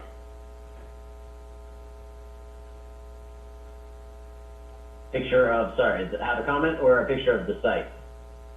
The comment just says, the chat, can we put the picture of site? What's the site? I think that was Caleb saying that he could do that. Oh. If we so desire. I see. Nick, can I ask you a quick question? Yes, Nick, go ahead. I'm sorry, Commissioner Ruth, I apologize. No problem. You're requesting that the condition be added that there's a public trash can provided by the city on on the public access way on the Esplanade. Is that right? Actually, provided by the restaurant somewhere where it's accessible to the public out towards the sidewalk. Yeah, we would have no problem. Okay, so just like a movable trash can. Yeah, according to whatever design. Is that what you're asking? Yeah, we've heard that the city's been working on this design for trash cans now for 2 years. It still hasn't come up with an answer. So whatever design the city comes up with, that they would provide a trash can that reflects that design. Got it. Yeah. So Commissioner Christensen, I can clarify. Nick was Commissioner Ruth was referring to the to-go pizzeria, where a condition was included for the applicant to provide funding for a trash receptacle to the city, and then the city would put a public trash receptacle of the design Commissioner Ruth was describing somewhere in the village, just to help with the additional trash created by the new takeout. Yeah. Thanks for clarifying. Okay. And that's on top of, excuse me, that was on, this is direction to, Matt, but so that's on top of the requirement of, the fees, the trash fees? Yes, I believe there's a yearly DIA trash fee, and then there's a one-time receptacle fee. Okay. If I remember, it's something like $800 for a one-time fee to Public Works. Okay.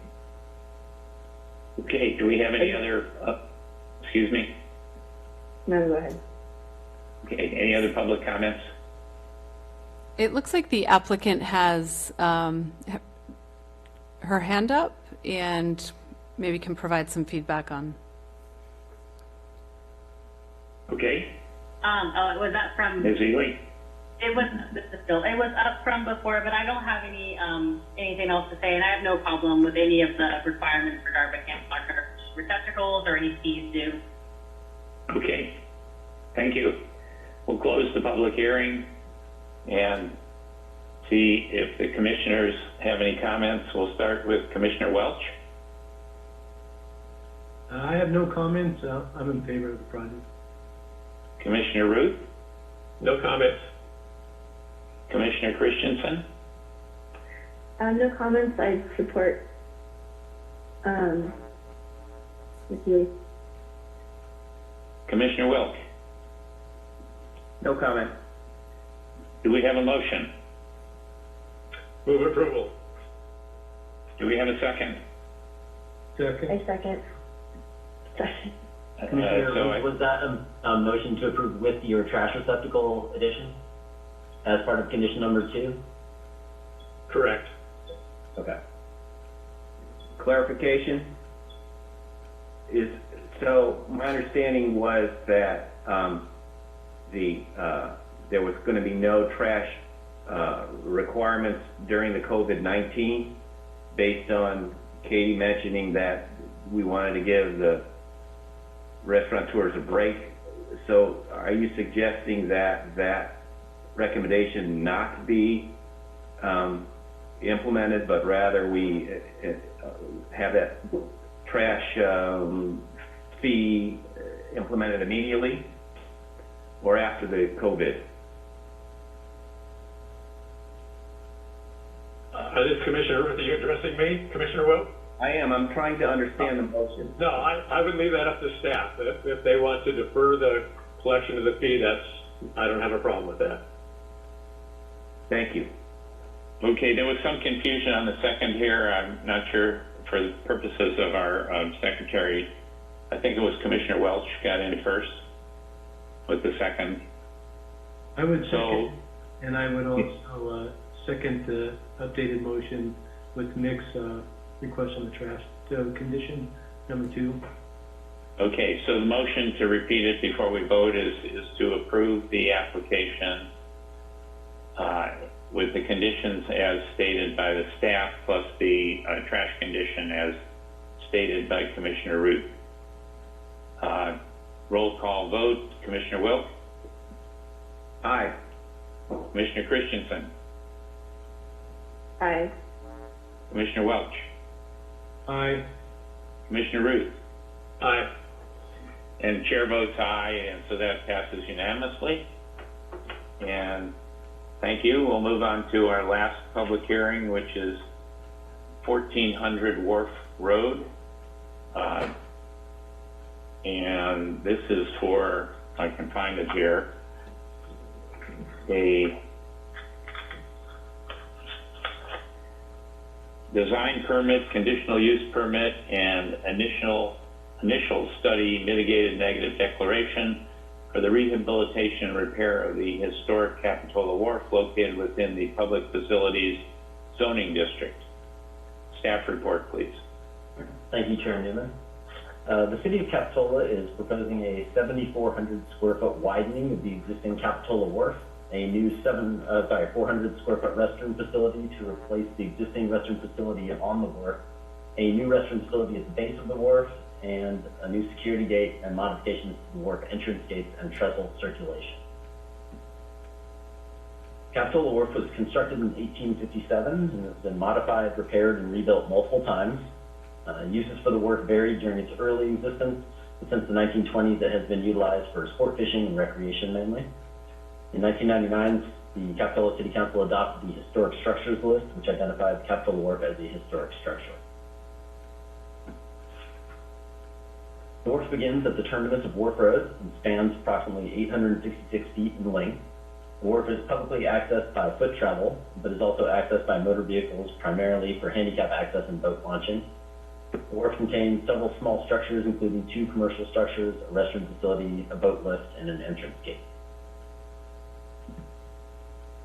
The applicant is proposing to widen the existing 20-foot wide trestle by 16 feet for a total width of 36 feet. The expanded portion would match the initial 85 feet of the trestle. The expansion would increase the wharf area by approximately 7,400 square feet, includes the separation of travel for pedestrians and vehicles, and would utilize wooden materials compatible with the existing design. The expansion would be supported by 120 new fiberglass piles with polyethylene sleeves. The proposal also includes a new metal security gate situated before the wharf restaurant and adjacent structures and modifications to the existing decorative entrance gate. The new metal security gate and decorative entrance gate will match the existing ones, but span the width of the expanded wharf. The proposal also includes a new bathroom at the foot of the wharf and replacement of the existing bathroom facility behind the restaurant. Initial design elements for the new and replacement bathroom facilities include vertical wooden batten siding with stainless steel metal roof and doors. The final bathroom design will maintain a utilitarian aesthetic that is differentiated from the historic elements of the wharf itself.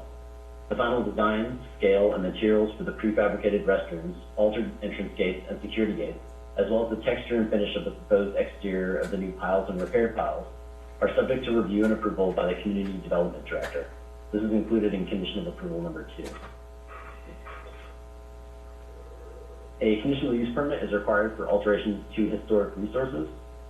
The proposed project was reviewed by architectural historian Leslie Dill, who determined that the proposed wharf rehabilitation, additions, and alterations have been designed to comply as well as feasible with the standards. and that with the recommended review of the design elements that I just mentioned previously, prior to construction, the proposal is substantially compatible with the Secretary of the Interior's standards. The initial study and mitigated negative declaration prepared by Moffitt and Nickel determined that the proposed project could result in potentially significant effects on biological resources, cultural resources, hydrology and water quality, and noise, but that potential impacts could be reduced to less than significant with mitigation measures. The mitigation monitoring and reporting program was prepared for the project in order to mitigate those environmental impacts to a less than significant level. A notice of intent to adopt a mitigated negative declaration was circulated for a 30-day public review period between April 9th and May 9th of 2020. Comments were received from the California Department of Fish and Wildlife and the California Coastal Commission. The mitigated negative declaration and mitigation monitoring and reporting program were then modified to address the concerns raised in those comments.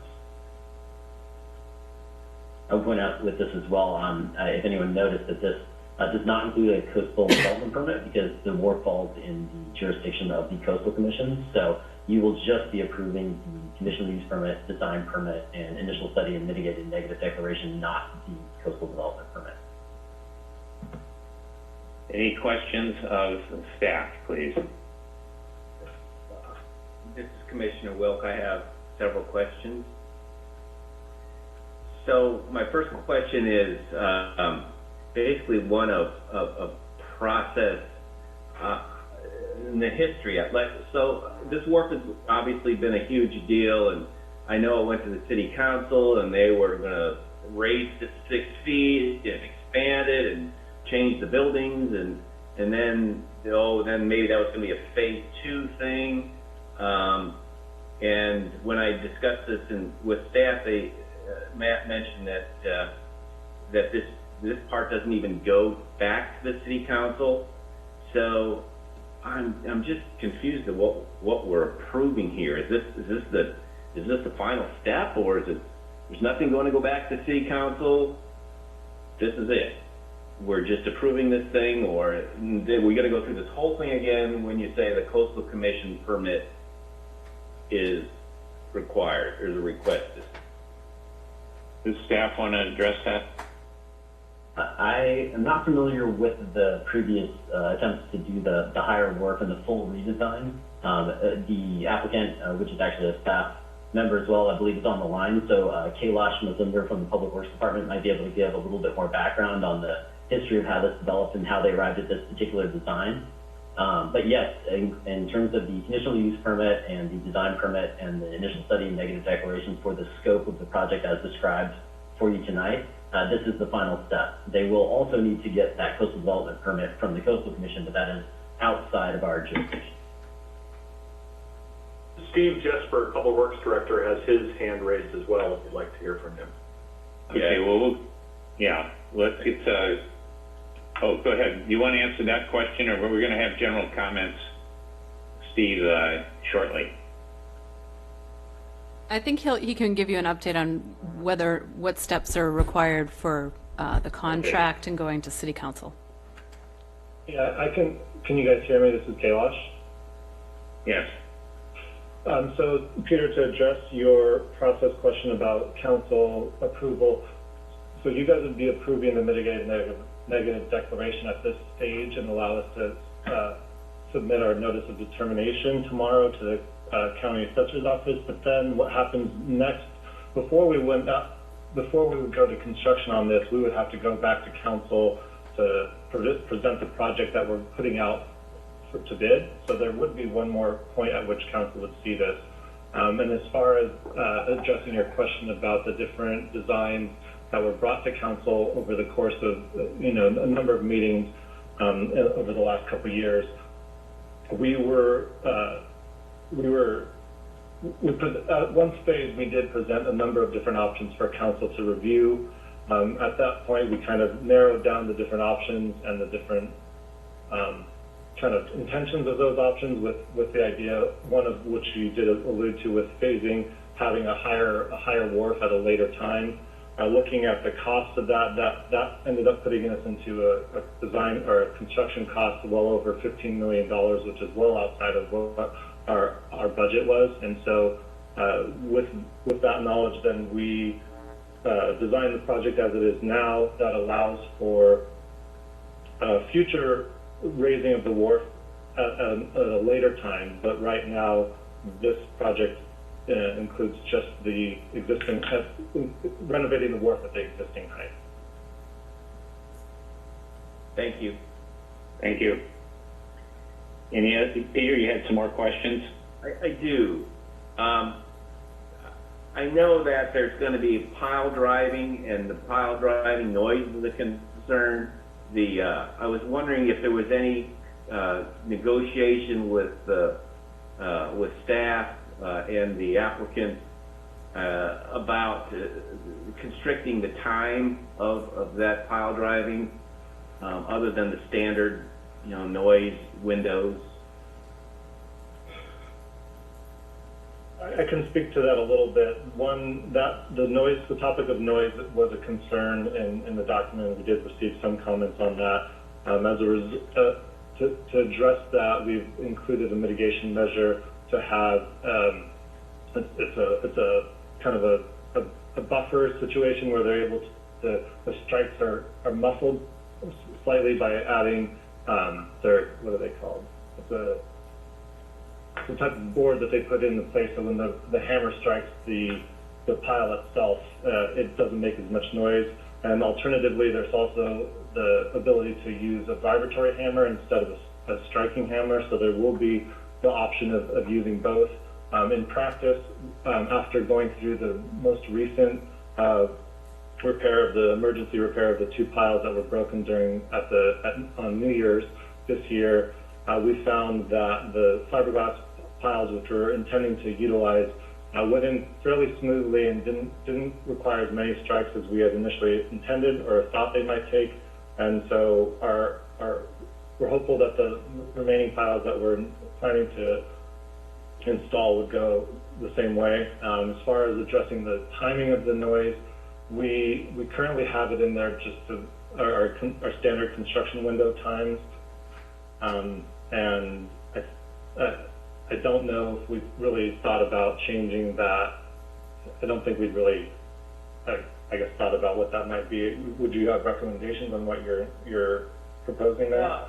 In the standard window, it starts at 8 a.m. Is that correct? And that includes Saturdays?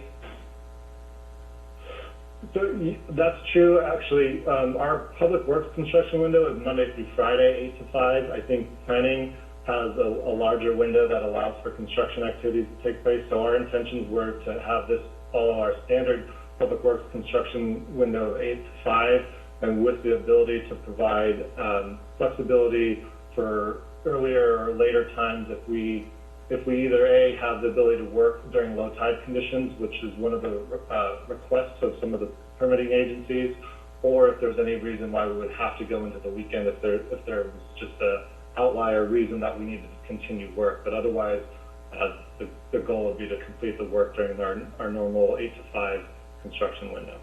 Yeah, I was just thinking there might be complaints if it starts directly at 8. But we can discuss that later. Okay, that's all my questions. Thank you.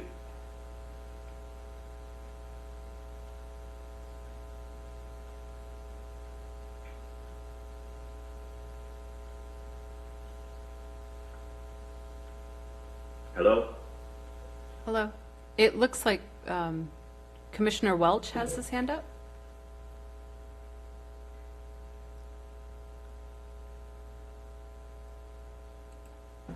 I did receive a message from Commissioner Welch about the timing and funding for the project, and I can address that. Right now, we're at the stage of completing our CEQA permitting process, but we still have to go through the Regional Water Quality Control Board, the U.S.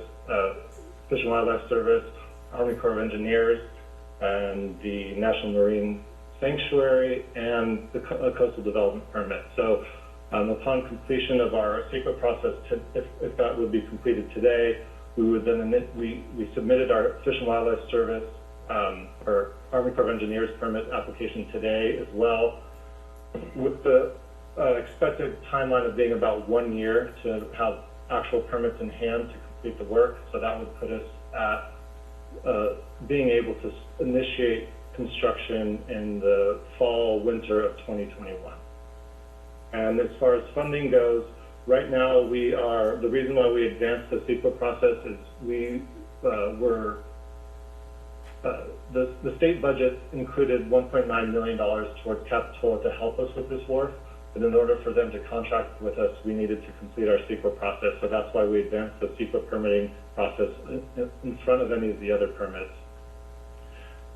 With that $1.9 million, that would add to what we had initially intended to use from Measure F. And at this point, because of the current state of the economy as a result of the COVID crisis, there's a little bit of uncertainty as far as how much we will be able to commit from the Measure F funds to the project. So that part is not 100% clear as far as where I think the city budget is still getting looked at more closely. So with the state money, we would be able to accomplish a decent amount of the project, and then we would have to determine with council how much more would be funded, and if we would have to then phase the project so that we wouldn't be addressing each element at the same time. Thanks, Kailash. That really was my questions and concerns, especially around this time when our city's taken such big hits, and you know that personally as a staff person, that hopefully the timeline to start doing the building will be in a time when we can have a little more funding in the city to be able to take care of our own folks in-house before we start doing capital improvement projects. So thank you.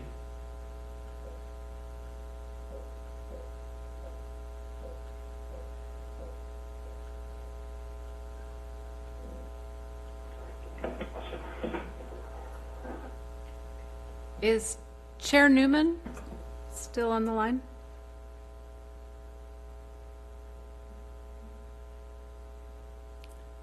Chair Newman, we cannot hear you.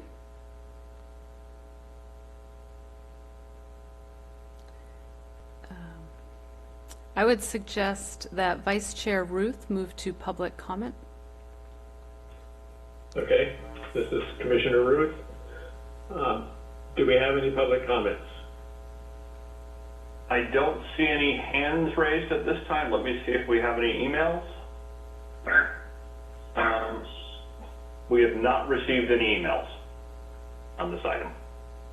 Okay, with that then we will close the public portion and bring it back to the commission for comments. Commissioner Wilkes? Yeah, my only comment was about the noise, starting at the pile driving specifically, starting early, but you know, I guess I don't want to bring that up into a motion or a modification of the recommendation. So I don't have any further comments or concerns with this proposal. Okay. Commissioner Christensen? I don't have any comments. I think I support this project. I think it's a great. I think the work needs some major updating. But that's about it. Commissioner Welch? No further comments. I'm excited about the new bathrooms and the new wharf being protected, so I'm in favor of it. Okay. Chairman Newman, have you returned? Okay, not hearing from Chairman Newman. I just have some questions. Katie, can you tell me what the expected life of those portable restrooms are? I cannot. Maybe Steve Jesberg could speak to that possibly, or Kailash. I'm not sure. Okay. I can address that. Thank you. So overall, the wharf being a coastal structure, everything along the coast is definitely subject to lots of weathering. Our design life that we're shooting for on this is with a minimum of 20 years for without major rehabilitation. With these portable restrooms, I think that would be that's kind of what our expectation would be, that would be would be in line with that, so they would last for a good amount of time, needing some type of periodic maintenance over that 20-year lifespan. Okay. Well, you know, earlier I mentioned the city's lost its way when it comes to enhancing the character or protecting the character of our community. And I think these restrooms are probably a prime example of that. And I would hope that we could consider them a temporary use and come up with a design that's going to contribute something to the character of the wharf and the character of our community. And I'm not sure how I would put that into a condition or a direction, but I don't think we should live for 20 years with that, with those portable restrooms that do nothing to enhance the character of the village. So that comment also, I would like to see a condition that guarantees public access to fishing on both sides of the wharf, and also a condition that no new commercial uses be allowed between the foot of the wharf and the bait shop.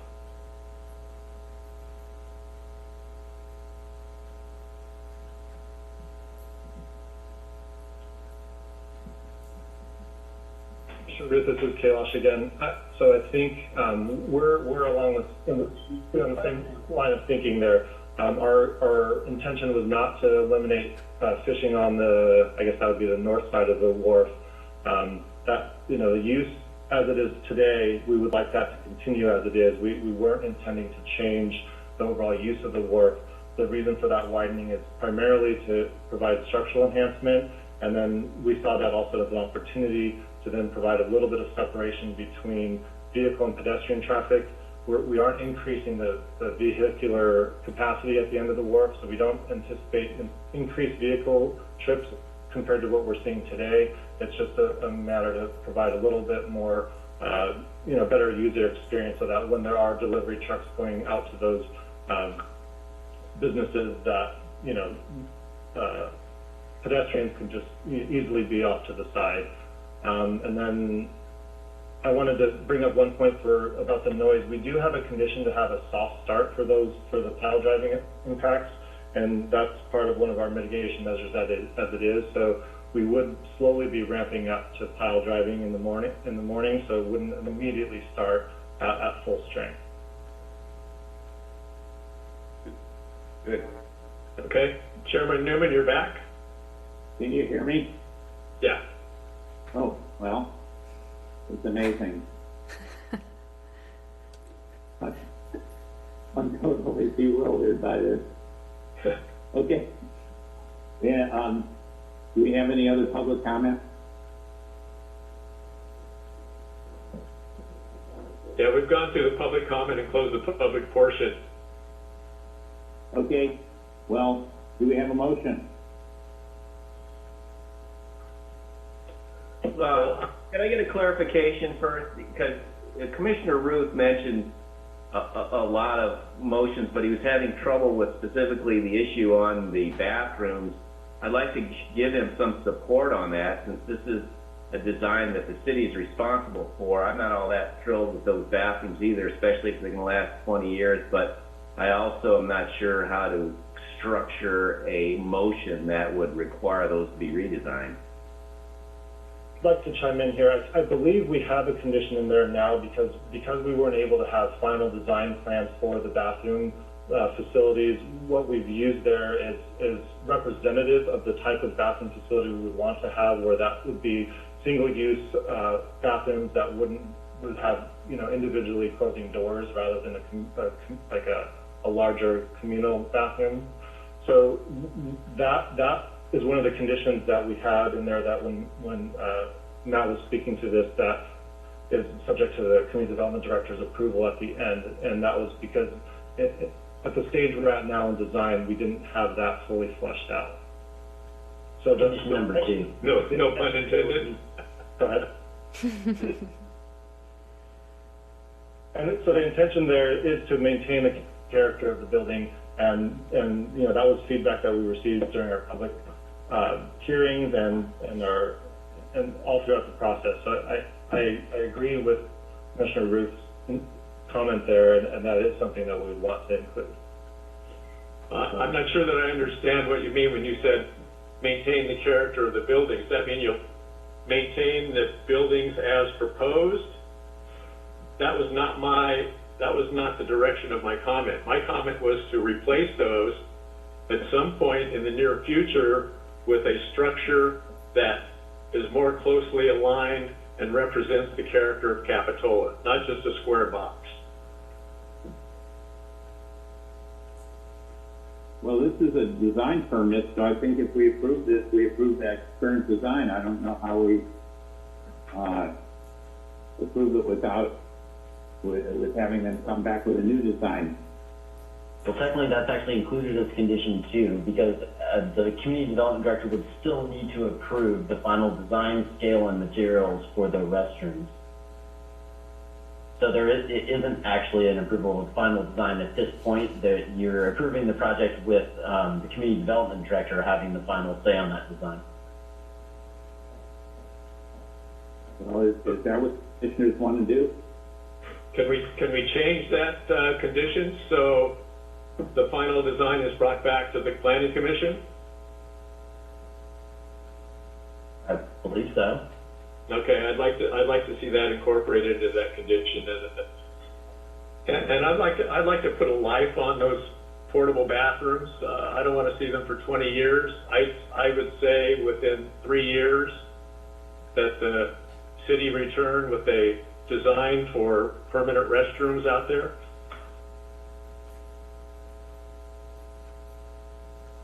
Well, the only question I have about that is what if they don't?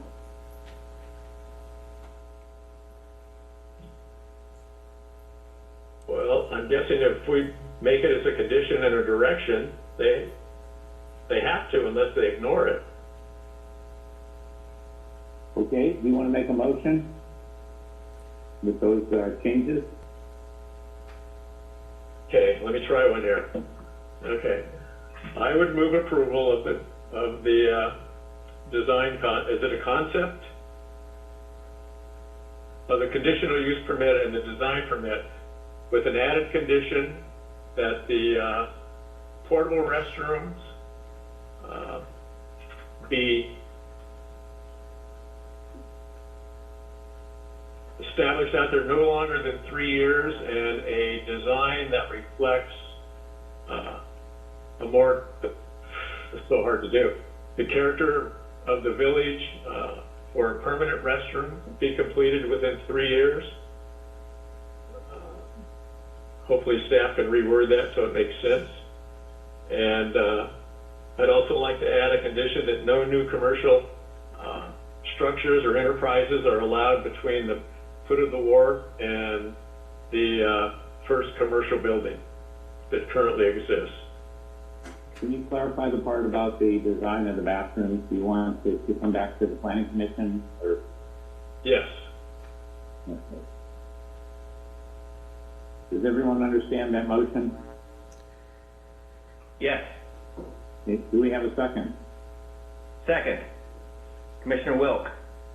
Okay. Do we have any discussion? Could I bring up,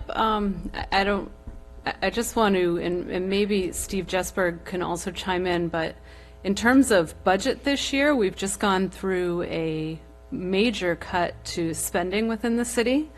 And I'm not sure what the permanent bathrooms would cost versus these temporary bathrooms, but 3 years, I'm not sure where we'll be in our recovery from the current pandemic. And just as staff and knowing what we've been going through with the budget cuts, I just want to voice concern. Okay. The motion was to come back with the design within 3 years. Wasn't to replace them within 3 years. Okay, and Well, that's a little vague to me, but so let me try and restate the motion and see if it's acceptable to the. Did we get a second? Yeah, we did get a second. It's a motion to approve the design permit, conditional use permit, and initial study mitigated negative declaration for the rehabilitation and repair of the historic Capitola Wharf. with the conditions proposed by staff, except that there shall be no new buildings in the new part, the addition to the wharf. The temporary restrooms are approved for a period of 3 years, and the city, the planning commission will need to approve the final design of the bathroom. Okay, Commissioner Newman, we also have Steve Jesberg with his hand up as an attendee. First Commissioner Ruth, and then we'll have Mr. Jesberg. Okay. It wouldn't be commercial, it wouldn't be buildings between the restroom and the first, basically the bait shop. Be no commercial uses. No commercial uses, okay, if that changed. Mr. Jesberg, you want to say something? Good evening, Commissioners. Thanks for listening in. Yeah, I wanted to clarify those commercial uses because we will be building one of these restrooms between the end of the wharf and the first commercial building. Regarding the restrooms, question for Commissioner Ruth is, these buildings are not temporary, they're modular. It just means they're made off-site and then brought in. We can modify, we can design any exterior we want with those. And I'm wondering if we can come back with design options for these modular buildings rather than redesigning and rebuilding a building from scratch. There is certain advantages to using the modular building. I think it'll have the same life as another building, but we can come back with other facades that can address perhaps your design concern, and that's something we could do with the initial project if that would be satisfactory. Mr. Jesberg, I don't think that the motion really specifies how you go about designing the restrooms. It's just that it has to be approved by the Planning Commission rather than staff.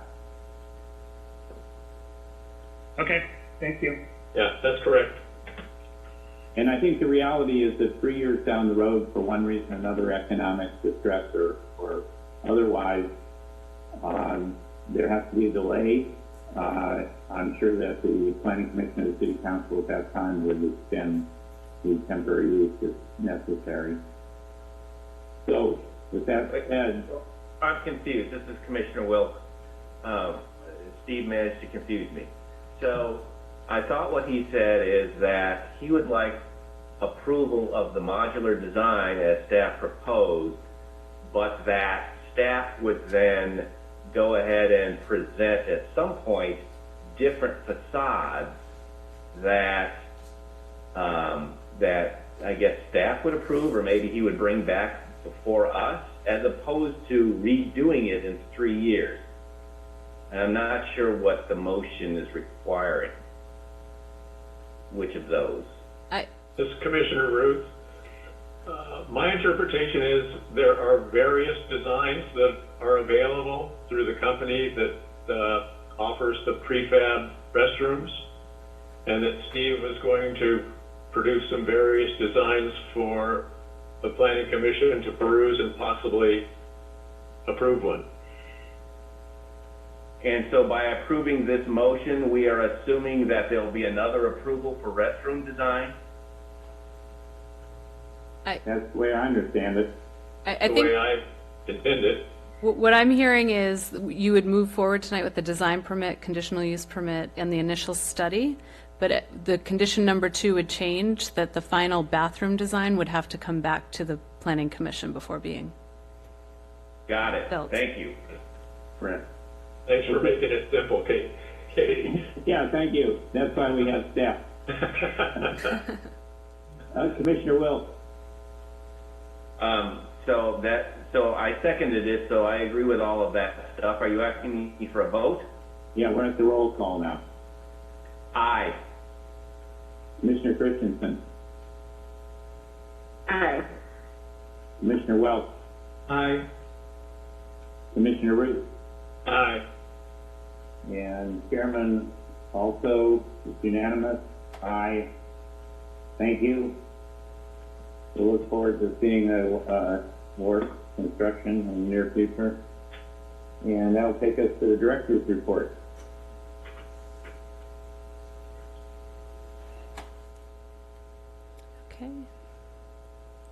that? Yes, I'm just pulling up the slides.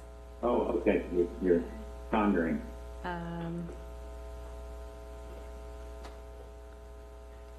So,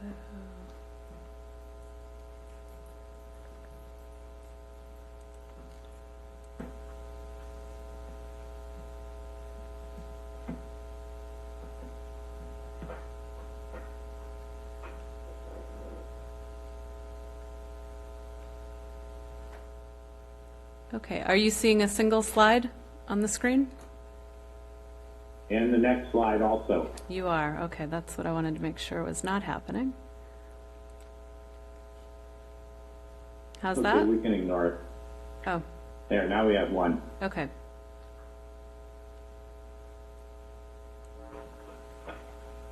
Okay, so before you this evening, with the director's report, I wanted to give you an update on the efforts made for business recovery since the in the past 2 weeks regarding the COVID-19 pandemic. Last Saturday, the county was granted a variance from the state to move further into the phase 2 so restaurants could open. And the health official, when taking these, when applying for the variance, made it clear to all of our neighboring jurisdictions in the city of Capitola that when indoor dining is allowed, outdoor dining is a great alternative to make sure we provide adequate spacing between restaurant goers. Staff worked closely these past 2 weeks with the BIA and the Business Recovery Committee and has developed concepts to support local businesses. Right now, with the current beach closure within the village, we are allowed to have seating on the streets except for the area adjacent to the seawall. So I'm going to present to you tonight what we've, the actions that we've taken to help out in the village, and also the actions, the new processes available to all businesses within the city of Capitola. First, we've moved forward. There was an emergency order passed by the city manager this week to streamline temporary uses and planning permits. This was introduced to the city council last week and had great support.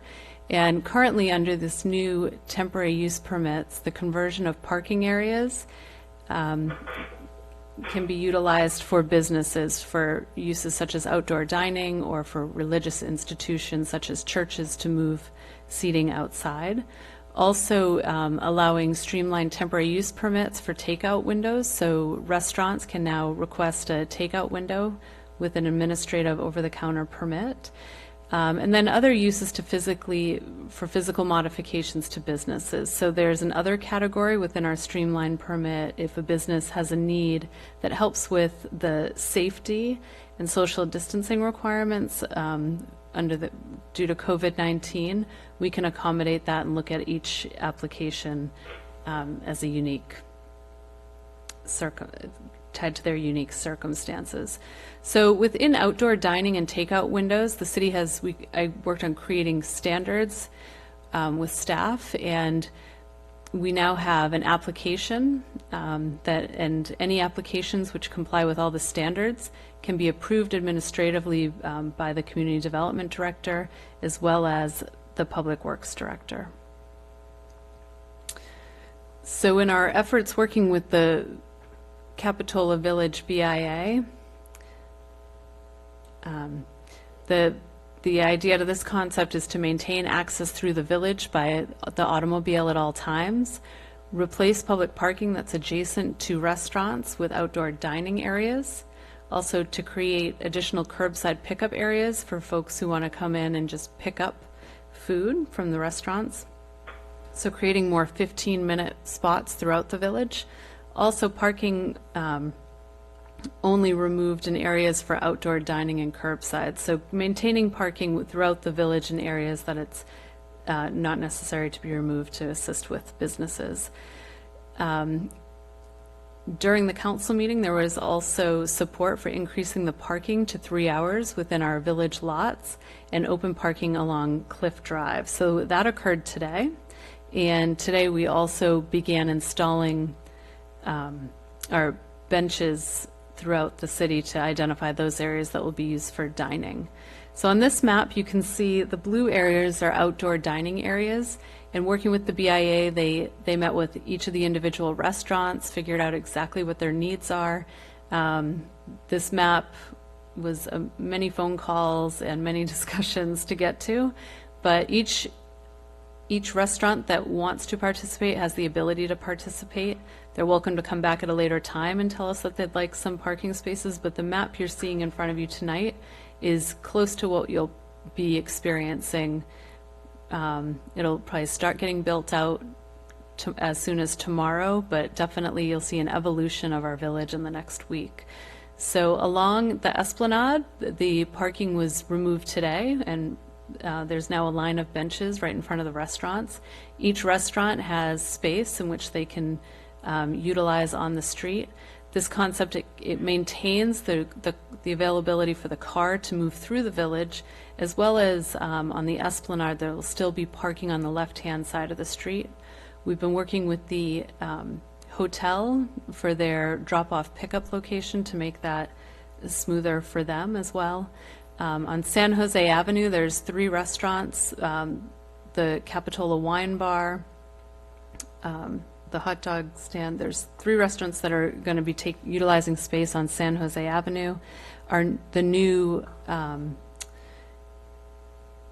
tasting room at 111 Capitola Avenue, English Ales, which opened maybe 2 weeks before the COVID-19 crisis or pandemic. They're opening for business, and they're also going to have some seating along Capitola Avenue. And then on Monterey Avenue, several of the restaurants. And El Toro Bravo will be utilizing a portion of Lawn Way due to their unique circumstance being on a curve and making sure that patrons are safe. We also worked with the BIA to create design and infrastructure standards so that there's one cohesive look throughout the village. As we had all of our benches stored up in the upper parking lot over the past couple months, we've now moved those down to the village, and through the use of nautical rope, planters, and posts, we'll be creating, the BIA has been working hard on creating stanchions, and we'll create a nice cohesive theme that each of the pots will be planted with their the posts will be put in the pot, cemented, and then fill the planter on top with soil and some flowers. And so that's the design and infrastructure and overall look. Throughout the city, we put standards within the guidance documents that individuals, so restaurants throughout the city are welcome to come in for permits as well for outdoor dining. And in the guidance documents, we ask that the design that they choose to utilize have some connectivity to the architecture of the building and site. So just want to emphasize that social distancing and other rules are still in place. So there is social distancing protocol that needs to be followed by each of these businesses. Right now it's currently the 6 feet of separation between that'll apply to tables within restaurants. Masks are required indoors and outdoors when social distancing requirements cannot be met.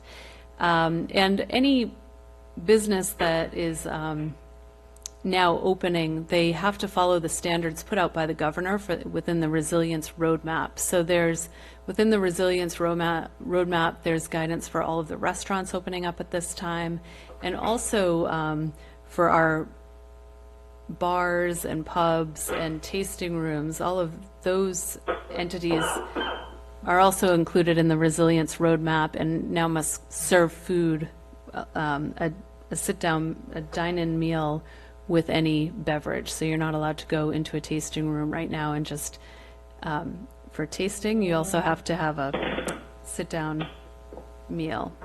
So next I'd like to show where to find permits in case there's any business owners tuning in from home. So on our website at City of Capitola, that's not going to work.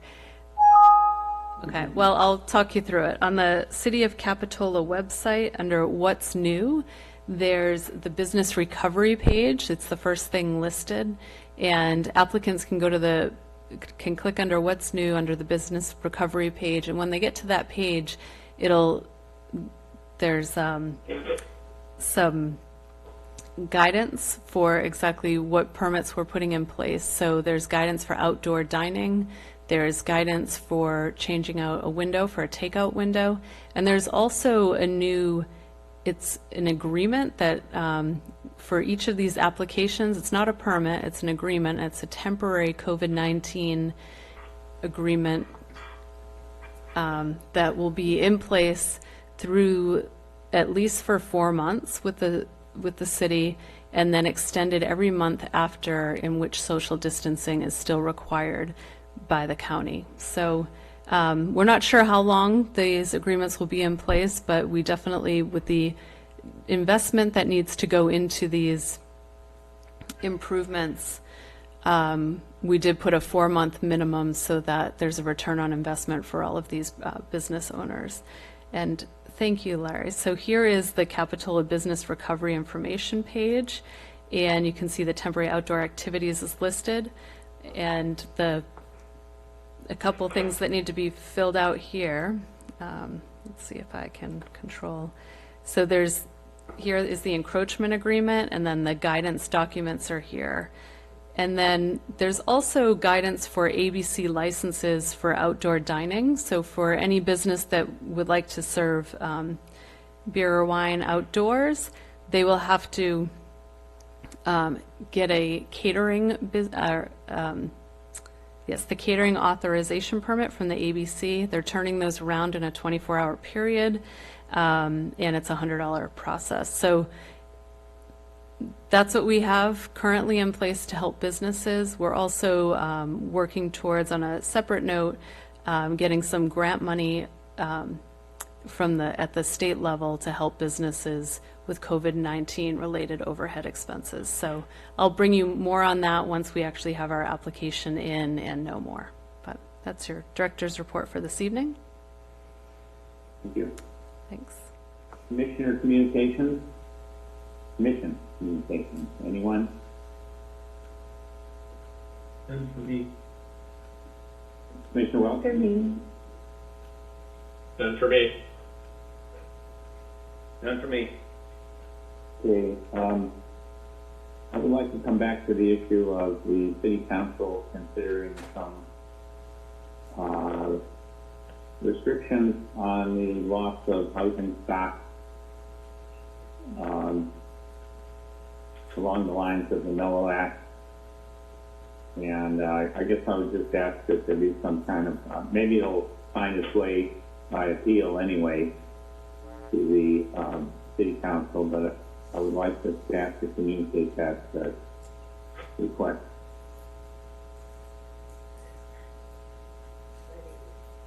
I can bring that to them. It's an update. When you give your planning commission report? Yeah. Okay, anything else? If not, I want to thank the staff for great work in helping us through this once again. And it's been a long night. So we will adjourn to the meeting in July. Thank you. Thank you. Good night. Thanks, Katie. Thanks, Ed. Goodbye.